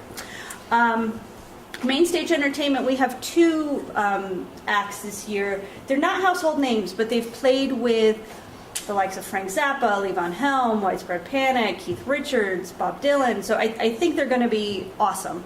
It's Jim Weeder and Project Percolator, and then Colonel Bruce Hampton. So it's 2 separate acts, but I think they'll be fun. And I think the show's starting sort of late, 6:30-ish. Yeah, what we do is generally we run the parade and then start the intro shows a little bit before 6:30, but the big names will be at that time. Could I add a factoid to Colonel Please Bruce add a Hampton? factoid. Yeah, sure. If anybody has seen the movie Sling Blade, have you seen it? Okay. Do you remember a scene where Dwight Yoakam, Doyle, was sitting in the living room and he had his friends sitting around him, and one of them was a manager named Morris? That's Colonel Bruce Hampton. Okay, so he was in the movie. I have the pleasure of working with him a long time ago in another life back in the 70s down south. He was a fixture in Atlanta, and he's a wild man, worth checking out. I think you should just come to see at least what the heck is going to go on. There you go. There you go. So that's that. It's a rain or shine event. I, as usual, will paint my toenails the Thursday before, and we'll be all set. So that's our thing. Village of Tivoli, I just want to give them a shout out. Their street painting festival, which is always a hit, is October 5th of this year. And then looking ahead, because celebrations never sleep, we have Red Hook Halloween, Saturday, October 26th. We'll be doing trick-or-treating from 3 to 5 in the village, and more details to follow. Once I wake up from Hardscrabble Day, I will focus on Halloween. Library, I was not able to get the numbers for August, but I know they have a lot of programs going on. They're working on their children's garden. I know that they're also going to have events going on Hardscrabble Day, so make sure you check that out. Materials management, we had a really good month. We sold $4,060 in tags, paid out $1,155.60. We had 10.8 tons of garbage and 8.51 tons of recycling. We've had really, really good recycling numbers. Like the percentages are really good. Like we're not equal with garbage, but we're pretty close up there. And it's good, I mean, not just for the planet, because recycling is good for the planet, but we don't pay for the recycling. That we're paid for, we're charged for the garbage, but not the recycling. So the more that we can recycle, winner, winner, chicken dinner. So that's all I got. Good, it was interesting on the garbage materials management part. We sell tags, like you know, through the health food store over here, and on Friday he said he had 10 tags left and he forgot to come over to get his replenishment, so I take out a document and I brought him 30 on Saturday. And I went back on Sunday, he was already sold out. So somehow he's becoming a big point of sale. So I brought him 30 more on Sunday. So it's he sells them for cost, but it's pretty amazing, and it's good for him too. I think he gets customers in there, like you Yeah, said. no, And, I mean, it's great because frequently you will find on the weekend, oh no, I don't have any tags. right. Yeah. So it's good to have him as a point of sale as well. Good. Yeah, I think our Hardscrabble banner goes up tomorrow, and yeah, we got one, and we'll be doing the radio ads shortly, so you'll hear Red Hook on the radio, and what else we have to do? We'll be doing getting ready, like Jen said, it's T-minus whatever and counting here, so that's good. Thank you. Let's see. We've hit everybody else. Looks like Mr. Kowalczyk, you're up. Thank you, sir. I'll start with the Village Green Committee report. Current balances of the Village Green Committee's related budget accounts are as follows. Community beautification, we have $4,000. Forestry contractual, $4,280. Village Green checking account, $2,608.16. And this has been increasing because of the sales of the fence plaques. The Village Green Committee was held on August 20th. Items discussed were the Hardscrabble Day. The Village Green will operate a table on Hardscrabble Day, and we'll be distributing information on the Village Green trees, Arbor Day, Trees of the USA programs. And Dave Pearson and Jeffrey Urban will organize a fun tree fact contest, and prizes for our participants will include free ice cream, which had been donated by Stewart's Shop on North Broadway. The bench plaques, we have actually sold 3 bench plaques purchased by Red Hook residents, and are currently being designed and manufactured. Actually, the order just went out on Monday today. And residents and businesses can purchase a dedication plaque that's saying in honor of, in memory of, or dedicated by, etc., for $125. And proceeds from the sale of this dedication plaques will be deposited in the dedicated Village Green checking account and used to pay for the cost and installation of the plaques and Red Hook Village Community Enhancement Projects. Anyone interested can contact the village clerk's office, and they'll get a hold of me, and we'll go through the whole process. At the village municipal parking lot, an 80-foot by 10-foot section on the northeast side of the parking lot has been weeded and cleaned by the Red Hook Village Highway Department. I met with Nancy Gusky and Loretta Campagna on August 24th to review planting bed conditions and solicit ideas for plantings. Soil mending, grasses, wildflowers, dahlias, and trees were recommended. If she has the time, we'll prepare a small sketch plan to give us a little direction on where to go. We hope to get something started after Hardscrabble Day, so that's the plan. Our annual fall planting session was discussed, and we looked at a preliminary list of possible tree planting sites, which currently include Fraley Street, Garden Street, Elizabeth Street, Fifth Street, Prince Street, and the municipal parking lot, and a couple of trees at the Methodist Church on Church Street. And spring flowering bulbs were also discussed, and suggestions were made to consult with the landscape architect. The Relief Rust 2 Green Conference, Brenda Cable attended the New York State Urban and Community Forestry Council's annual Relief concert in Utica, New York on July 18th to 19th on behalf of the Village Green Committee. Had great guest speakers from what I heard, Matt Driscoll, the former mayor of Syracuse and the current president of the New York State Environmental Facilities Corporation, and then Amelia, Onondaga County Deputy County Executive, spoke, and we talked about funding opportunities from the Drinking Water State Revolving Fund and the Clean Water State Revolving Fund, and also from the New York State Environmental Facilities Corporation. Great stuff going on in Shenandoah Business Improvement District, stormwater management programs and green innovation grants from the New York State EFC were discussed. Do you have a date for the fall planting, or not yet? Not yet, probably in October. Okay. And we should try to coordinate that with the town, which is the delivery of trees comes Sure, about the sure. same time, so. The Highway Department, the Village Highway Department is currently conducting its lawn, debris, and brush pickup program. This will continue until we start picking up for the final time in the autumn for our brush and leaf pickup. And residents are reminded to place lawn debris and brush curbside on the first and third Monday of each month.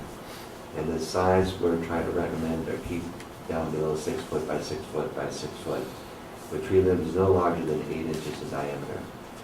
Please do not include tree trunks or debris from private property tree removal. These will be the responsibility of the property owner. There may be a fee charged to those who don't honor these restrictions. The first phase of the Firehouse Lane resurfacing project has been completed. We installed the fiber mat Cat A. Phase 2, which is the pave replace surface treatment. Type B, this is the Nova chip, will be installed soon in mid-September. The total estimated cost for the project is $41,032 and will be funded from the 2013-2014 New York State DOT Consolidated Highway Improvement Program, or CHIPS.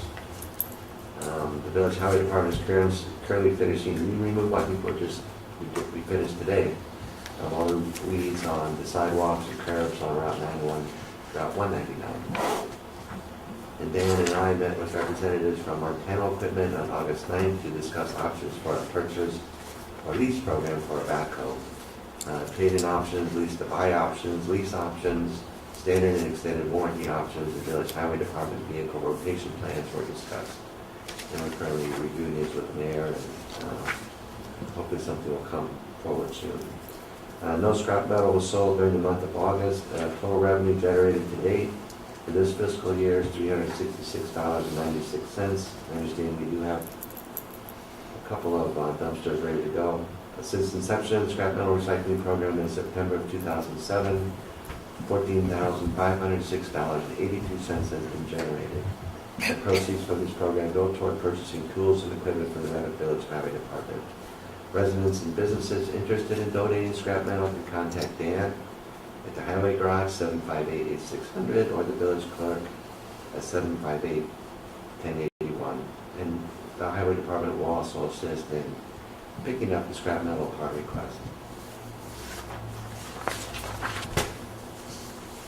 Red Hook Infrastructure and Task Force, Red Hook Sewer Project, the village submitted a New York State Consolidated Funding application to the New York State DEC EFC Wastewater Infrastructure Engineering Planning Grant Program on August 12th.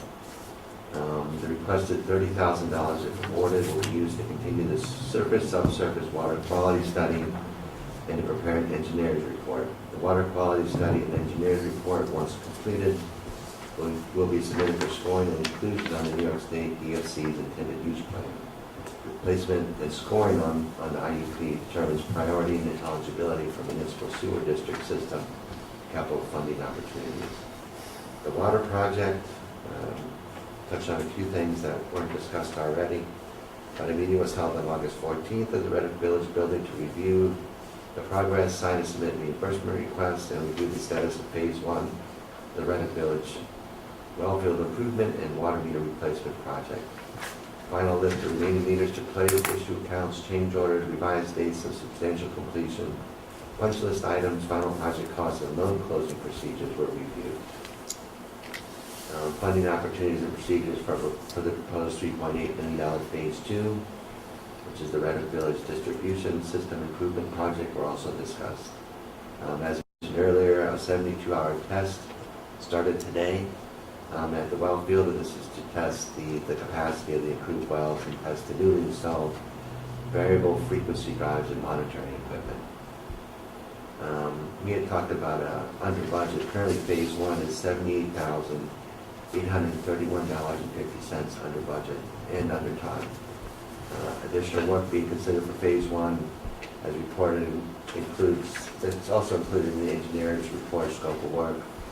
Includes the installation of security gates and fence. I guess we talked about this and possibly testing, not testing, but if tests provide positive results, which means they're clear and free, we'll try to bring those up online with some of the contingency money. So right now, the improvement for well 3 with the new pump and testing of wells 2 and 8 that are clearly abandoned. Those are already included in our Form E, our estimate, so the 78,000, almost 79,000 overage does include all that stuff in there, so still quite a bit of money. So this was a kind of a correction from which was originally printed. This was just got today, so. The Village Board of Trustees on August 29th, it's at a workshop, awarded CT Mail the contract to improve the distribution system and treat the water in wells number 5 and 6, located east of the village. CT Mail had the lowest bid and was the most qualified firm that responded to the RFP on August 5th. The Community Development Block Grant Award of $150,000 will be used to fund this project. Each of these wells has an estimated production yield of 70,000 gallons per day.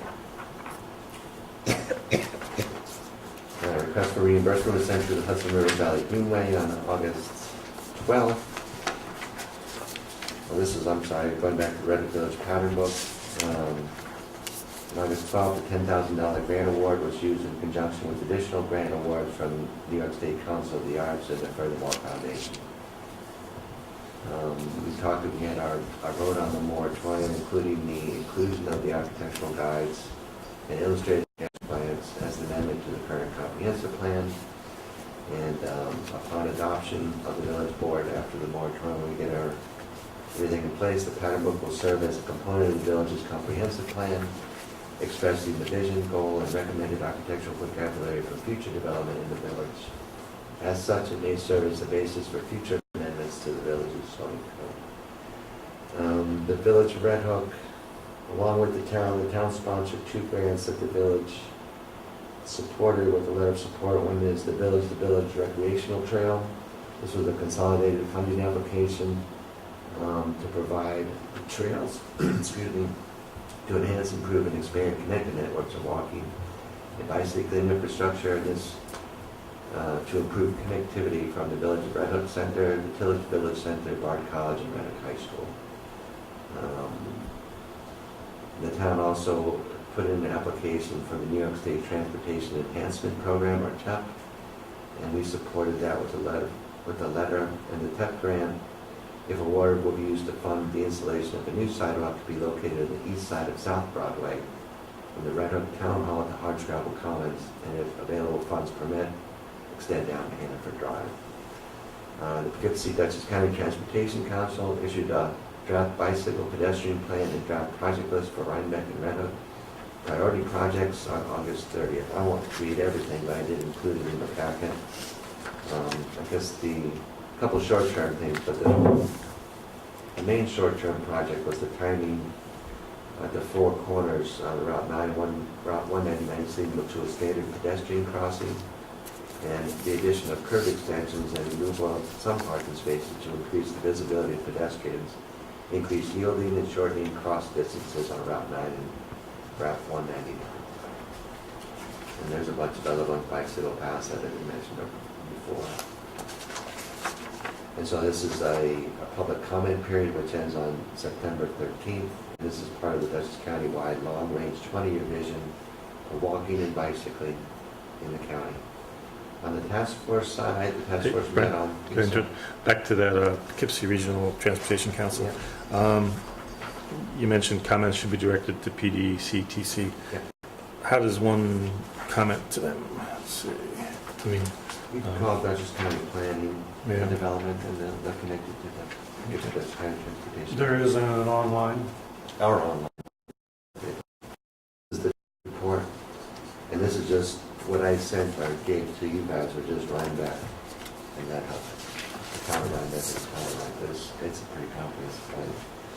And somehow this is how we got a sidewalk for West Market Street, so we were included on a short-term plan, and so there's quite a few things on this. for our purposes, though, we don't necessarily enforce these are items that they This is the identified. plan, and if funding is available, we'd be notified if Yeah. funding does come forward, and we can take advantage of it or not, I guess. All right. Yes, thanks. The task force met on the 2nd, 9th, and 30th to review and discuss proposed zoning amendments to the scenic roads historic preservation regulations and amendments to the town of Red Hook highway specs. And on the shared services side, the Town Economic Development Committee met on August 8th, and we reviewed the EDC newspaper column. I believe Laura Pensiero wrote the first article that appeared on the August 14th, 2013 issue, more coming.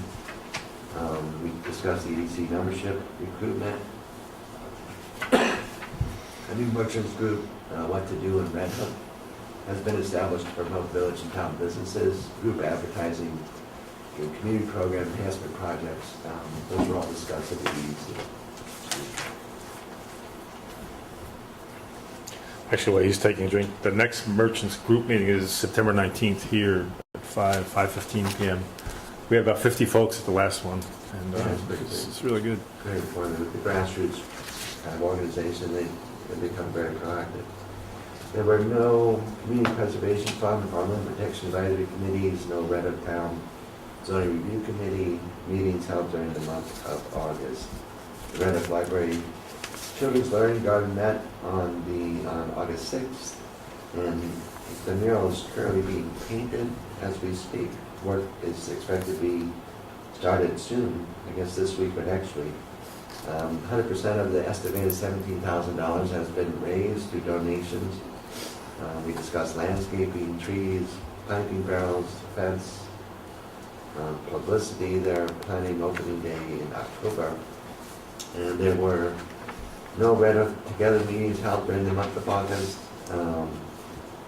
I guess a couple items worthy of mention is an announcement was made by Dutchess County Executive Mark Molinaro on August 14th that the Red Hook Community Art Network Sculpture Expo 2013 won the 27th Annual Dutchess County Executive Arts Art in Public Places Award. Rita Gentili, Carrie Fiora, and myself attended the press conference in Wappingers Falls, and the award will be presented at Dutchess County by the Dutchess County Executive to Red Hook Canada, an award ceremony scheduled for October 10th. And Ed and I attended the Bard College student registration orientation held on August 31st at the Bard College Campus Center, along with Mayor Crandall. We had a good time. Thanks. What we do in that is we take the slideshow, we could put it up later, but it's the virtual tour of the Bard shuttle bus drop-off point through the village, like showing where they can get whatever they need, whether it be CVS or Taste Buds or Juice Bar, or parents to stay at the Red Hook Inn or Village Hall. And it's kind of fun. We have the rotating slideshow with some music, and we hand out. We try to find out who's living in the village or not, but most of them tend to. Just to solicit. He was doing his informal survey. Go ahead. Yeah. Just asking what the Bard students do once they get off the bus. What businesses they patronize, and it seems like pretty much every business in town they go to. Yeah. A wide range, and they were very happy to see us there. Yeah, it was good. They thought it was great. I think it's good too. And they actually did offer. I met somebody Thursday with the head of Institute for Civic Engagement and a Bard student who wants to link up internships and academic credit for working with different projects we might have. So we're exploring it. We're going to have another meeting, but it sounded good. Anything else, Mr. Brent, on yours? Let's see. On the second regular business item, it's we've talked about the current block grant we're in with the water wells, I guess 5 and 6 of the numbers on Route 199 East, but it's time again to apply for the next round of CD block grant options. We've been kicking some ideas around independently. We've gotten money for sidewalks. Last year we had a great win. We did the pavers, sidewalks, and we actually got the roof of Village Hall to drain without freezing up our sidewalks. We got it off to a catch basin and below grade water dispersal. I think, Jay, is it I'm thinking 10/10 as far as the deadline for filing. Do you have it in your head? Is it like early October? October, Yeah. I think you're probably pretty close. We have a little time. I thought we'd just put your brains on it. We have a workshop on ourselves September 19th, I think is the third Thursday. One or two options. One is complete the sidewalk on Route 9 South in front of the laundromat there. Which we kind it in before and finishing Firehouse, which kind of got pulled out due to Yeah. other like complications prior. Yeah, and then, like he just said, finishing Firehouse Lane with sidewalks to get it down toward the Agway. And then those wouldn't necessarily be a ton of money. They're not a lot of linear feet of sidewalk. So are there more options with water? Are there more creative thing? You know, I think the block grant, they want to improve the village economics infrastructure, you know, something in the core that helps the look and the walkability and all those things. But I think we've kind of hit the major sidewalk zones that we could think of on the main corridors. We've been And very then- fortunate, yes. And then, We're currently in the process of even restoring some more of the brick pavers. You have yeah. But the good part is we learned a lot watching the contractor last year. We had one of our part-time highway workers buying a special camping substance that Jay recommended to us. And It's looking good up there. yeah, he's working his way through for far less money. You know, we just pick up the paver, put the new compound in, and tamp it and reset the pavers. So he's going to work in front of Village Hall tomorrow, I think, and get that leveled up. And I think it's not all the way up to Pasadena. you know, I think keep him around till the frost hits. Really, it's like not much. You know, doesn't cost as much. You know. But anyway, if you have a pet project that you think you would like to put some money toward, we still don't think we can buy land, meaning parking lot, with block grant money. They don't do acquisitions. And you know, as an offshoot, Jay's been working on. We're working on looking at our options in that regard. But it'd be nice to get some money, but we can't get it from them. What else? Dream up something, but we could think about it for the 19th, and then we could do our application. On other business, I had a few things that just came up since we did the agenda. I was talking to Dan from the Highway Department, and last year we did authorize them to buy a new, I'll use the word non-metallic sanding system. The current one is rusting out and rotting out, and they were throwing good money after bad for one of the truck sanders. And I think we could declare that surplus, the old one. I've heard some interest that private contractor types would like to buy it and weld it and fix it up and things where they don't have the same demands that we put on them. So I don't have a specific model of that sander. Do you have anything in your nomenclature? But it's the one that's been replaced by the newer one, and I'd like to declare the old metallic truck bed sander surplus, and then we'll put some bids out for surplus bids and get it out of our yard and make a few bucks on it. So is there a second on that? Any other discussion? That money will go where? Highway. All right. Boy, you Well, talk he's on it. about greed. I But think you should go planning and zoning. I think that's I heard a motion. I forget if I heard a second. Was there a second? Right. Was there a second? Did you move or second? Is there a second? second. Any other discussion? I think we'll just do that and we'll get that going. All in favor? Aye. Okay. And then, let's see. We had some other business with, you might recall the cell tower arrays on the water storage tower. We're talking to ATT/Singular, and they were going to add a few more antennas, and we were negotiating price and so forth.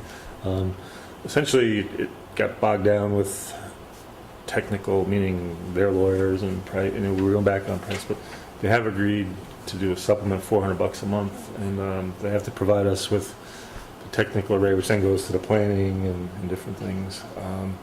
Essentially, it's not a new tenant; they're just modifying their array. Is that way I look at it? And, so we've got the existing contract with them, and what they gave us was a document that says Second Amendment to Water Tower Lease, where they say they'll give us $400 more a month to work, put whatever it is up there. And our tower engineers looked at it and says it can withstand it, can hold it, and it's I'd like to move forward with that.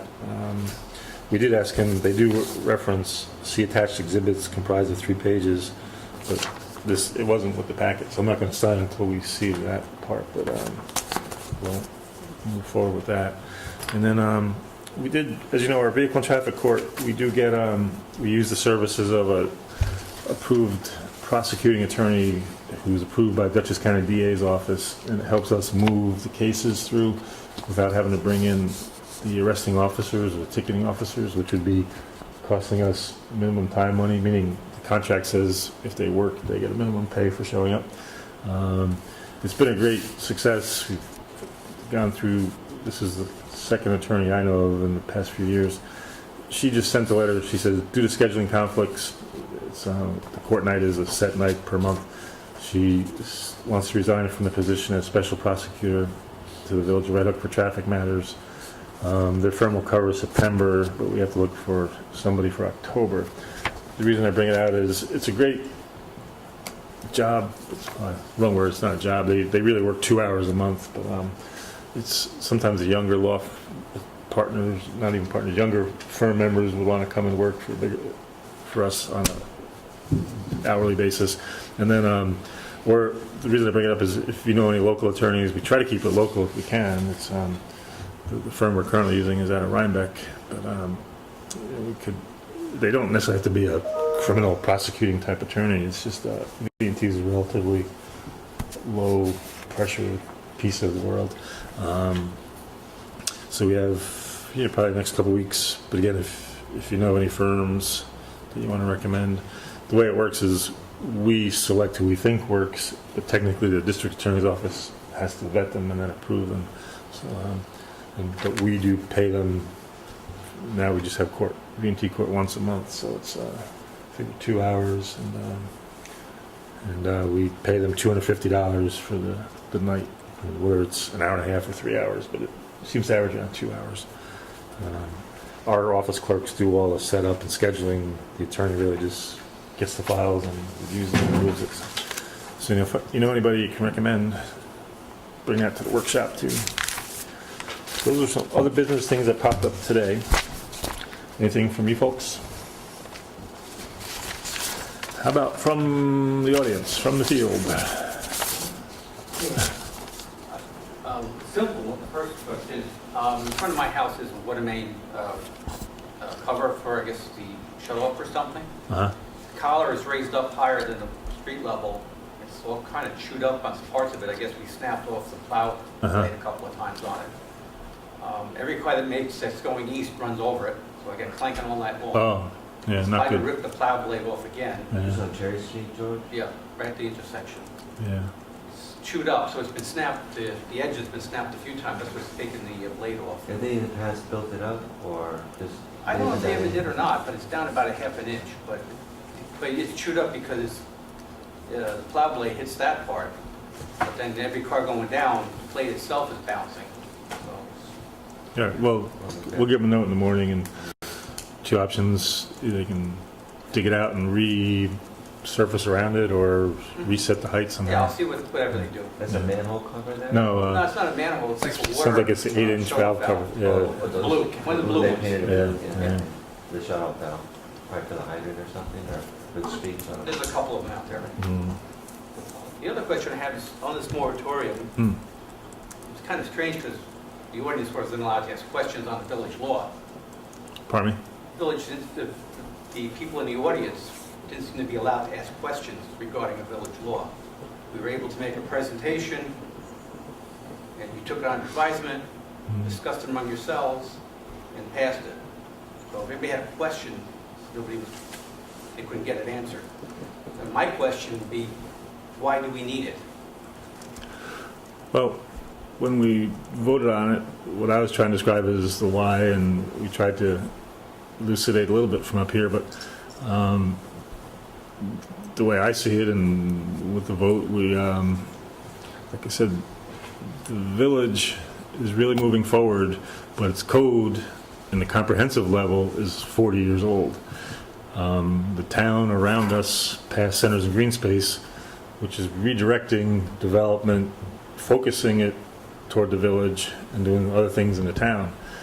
Not a bad thing, in my opinion. So we're looking at a code for municipalities surrounding us that's 1.5 years old, really modern, and really won a lot of awards. There's a lot of press out there supporting what the town of Red Hook did, but we're trying to coexist with something that's 40 years old.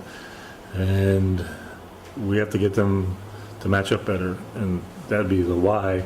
Comprehensive plan, being that old, you have, you could take one of the, I mean, you're a ZBA member, it's just interesting reading, it's Oh, yeah. I think it's, I don't mind, you know, it's a good thing to bring up, but yeah.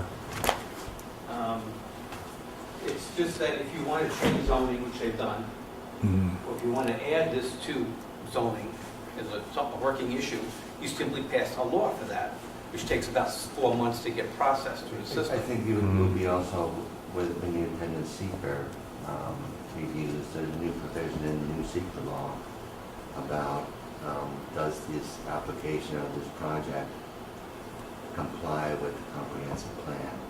So a lot of things I think in this pattern book, what it tries to do is just something that we've been talking about, but also things that we've noticed about. We've heard us mention walkable communities, pedestrian friendly, pedestrian oriented. These are some of the things that I think this pattern book addresses, not just in the business district, but also in the residential area. So this could be used, you know, for future zoning amendments. When we did the NMU zone, it actually did require an amendment to the comprehensive plan. When the town of Red Hook passed centers and green spaces, that also required an amendment to the comprehensive plan, which was much newer than ours is. Right, but that didn't require a moratorium. And I mean, you can pass a law, go into effect whenever the date is issued by New York State. But to lock it down the whole village, to a large extent, for 6 months to a year, you know, it goes... 6 months or less. Mm. Well, Yeah, it'll be 6 months or well, if less. somebody's putting a project in after 6 months, it might take 3 months to get through planning or something like that, if it's a major project.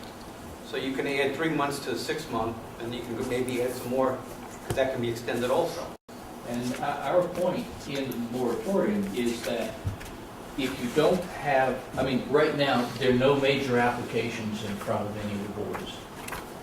If then 1 or 2 or 3 get started, then how are we going to determine when this application is in relation to the adoption of this thing? So this is a good opportunity. There's nothing major going on.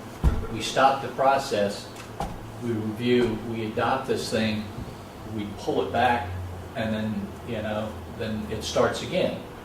If you try and do something and it's trying like get on a moving bus, you know, you got to stop the bus, start something new, and start the bus again. This is a good opportunity. We've been working on this pattern book for a long time.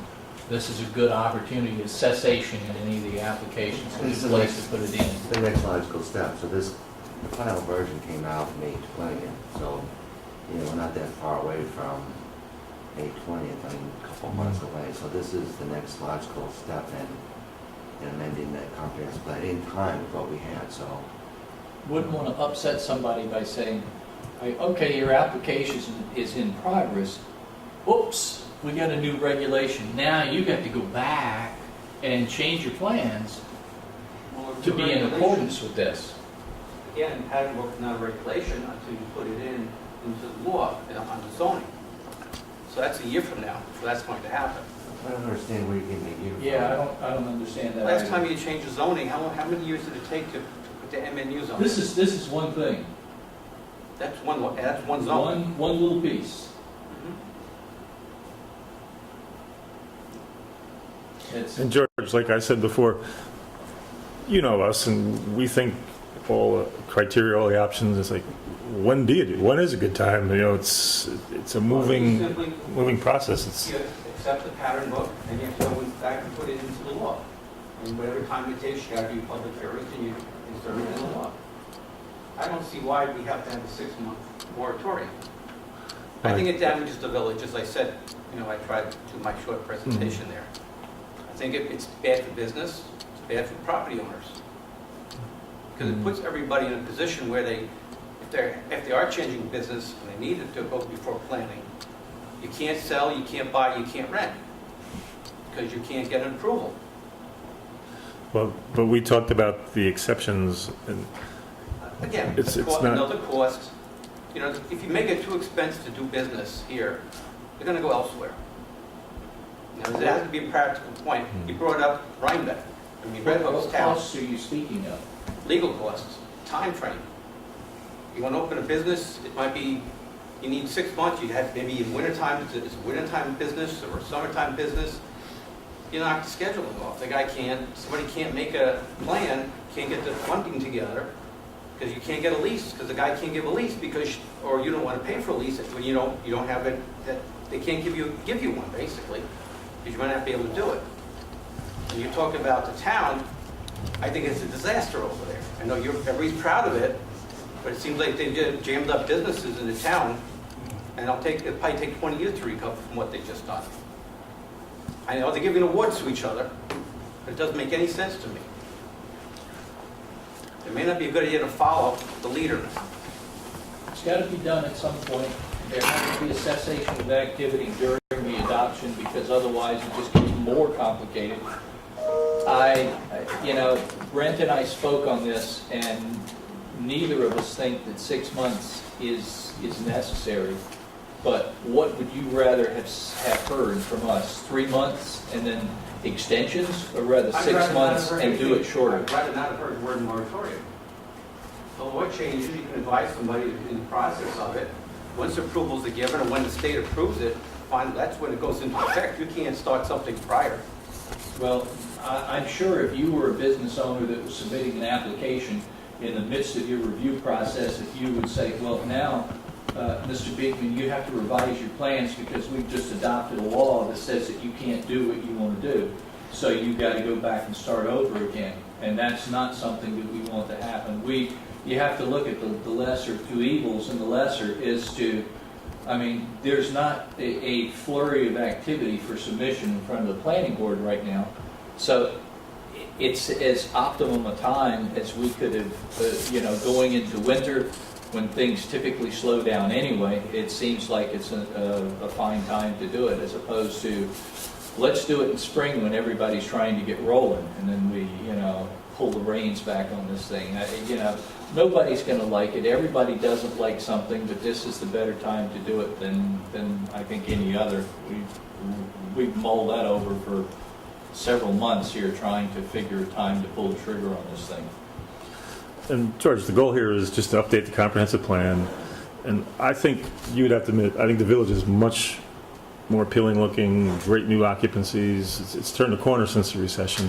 And we just want to keep that going forward. And like I said, some of the discussion, it doesn't affect signs, it doesn't affect existing businesses replacing similar existing businesses. It's not anything really designed to quash the activity in the general retail rental quadrant. It's just if somebody's building something new or demolishing and building additions on existing buildings, we want the comprehensive plan to show what the vision for the village is. And it's a tool for the planning department, planning board, and the new seeker to interact too, in conjunction with centers and green space. And it's a combination of all those factors.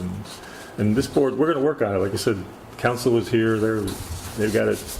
Yeah, they've been working on it since May 20th when it came out. And it's we're ready to go. I don't know about what people know. Brent and I have tried to organize ourselves as completely as we can, so that when this thing goes, we're ready to move. Well, thank you, George. Any other business? Who pays for the school crossing guard? The village of Red Hook. Why? Well, we're actually, What's the school's responsibility here? well, it's, They should wear a we've mask. had discussion with them. They should wear a mask with that last bill they sent around. Pardon me, I'm sorry. For the bill that they sent around, Oh, the tax school bill? taxes. Yeah. They should wear a mask. I They're couldn't, like bandits. Oh, So let them pay for their own. Why's the village got to pick up well, the their number, tab? yeah, the number in the budget is $4,500, and what we're looking at is that exact point. We've been talking to the school administration a little bit. The logic so far that I've been able to gather is that it's a village post helping village kids get into school, but then you could make the argument it's also traffic direction for people driving from outside the village. Before, years ago. Pardon me? They always took care of it before, years ago. I don't think that's true, Egg. It's, No, maybe the police handled it for a while now, but years ago, they took care of it. And most of the other schools down below take care of it. well, no, what we did is, looking at the budget, like I said, it's a $4,500 line, and I'm saying 45, it might be a little less than that. I think we reduced it to 36 or something. It's not a big line item, but we were looking at, and we actually are having that discussion with the school. Hey, it helps our residents, but it also helps the school. And The I town don't think they need gives it a help. little bit. I think, pardon me? I don't think they need help, not with the size of their bill. Yeah. But Cindy just mentioned something here, There's a but big business over there. Why don't they run it like one? mm, Instead of relying on everybody else to pick up the tab. What'd you say, Cindy? The town does contribute, I believe it's $1,500 a year. Still, I don't feel it's right. but I Where's think their responsibility fall in? it's ironic you bring it up because the sergeant and I were having some talks about that the past few days because with school just starting and we're looking at it because it sits outside that management. I was like, well, if it's outside the management, where's the funding source? And but we'll look at that some more. Other than that, did we hit everything we were talking about on our agenda here? Looks to me like the answer is yes. Is there a motion to approve bills after audit? So moved, somebody. And, I know while we're talking about that, the AUD, remember the annual audit, we're still working on that. And the A133 audit is in, that's for the federal money, so there's all kinds of auditors around the building. And, So watch yourself. yeah, they sit here and they work hard. But, and then I would entertain a motion to adjourn this meeting. Some Is there a second? Second. All in favor? Aye. Good night, everybody.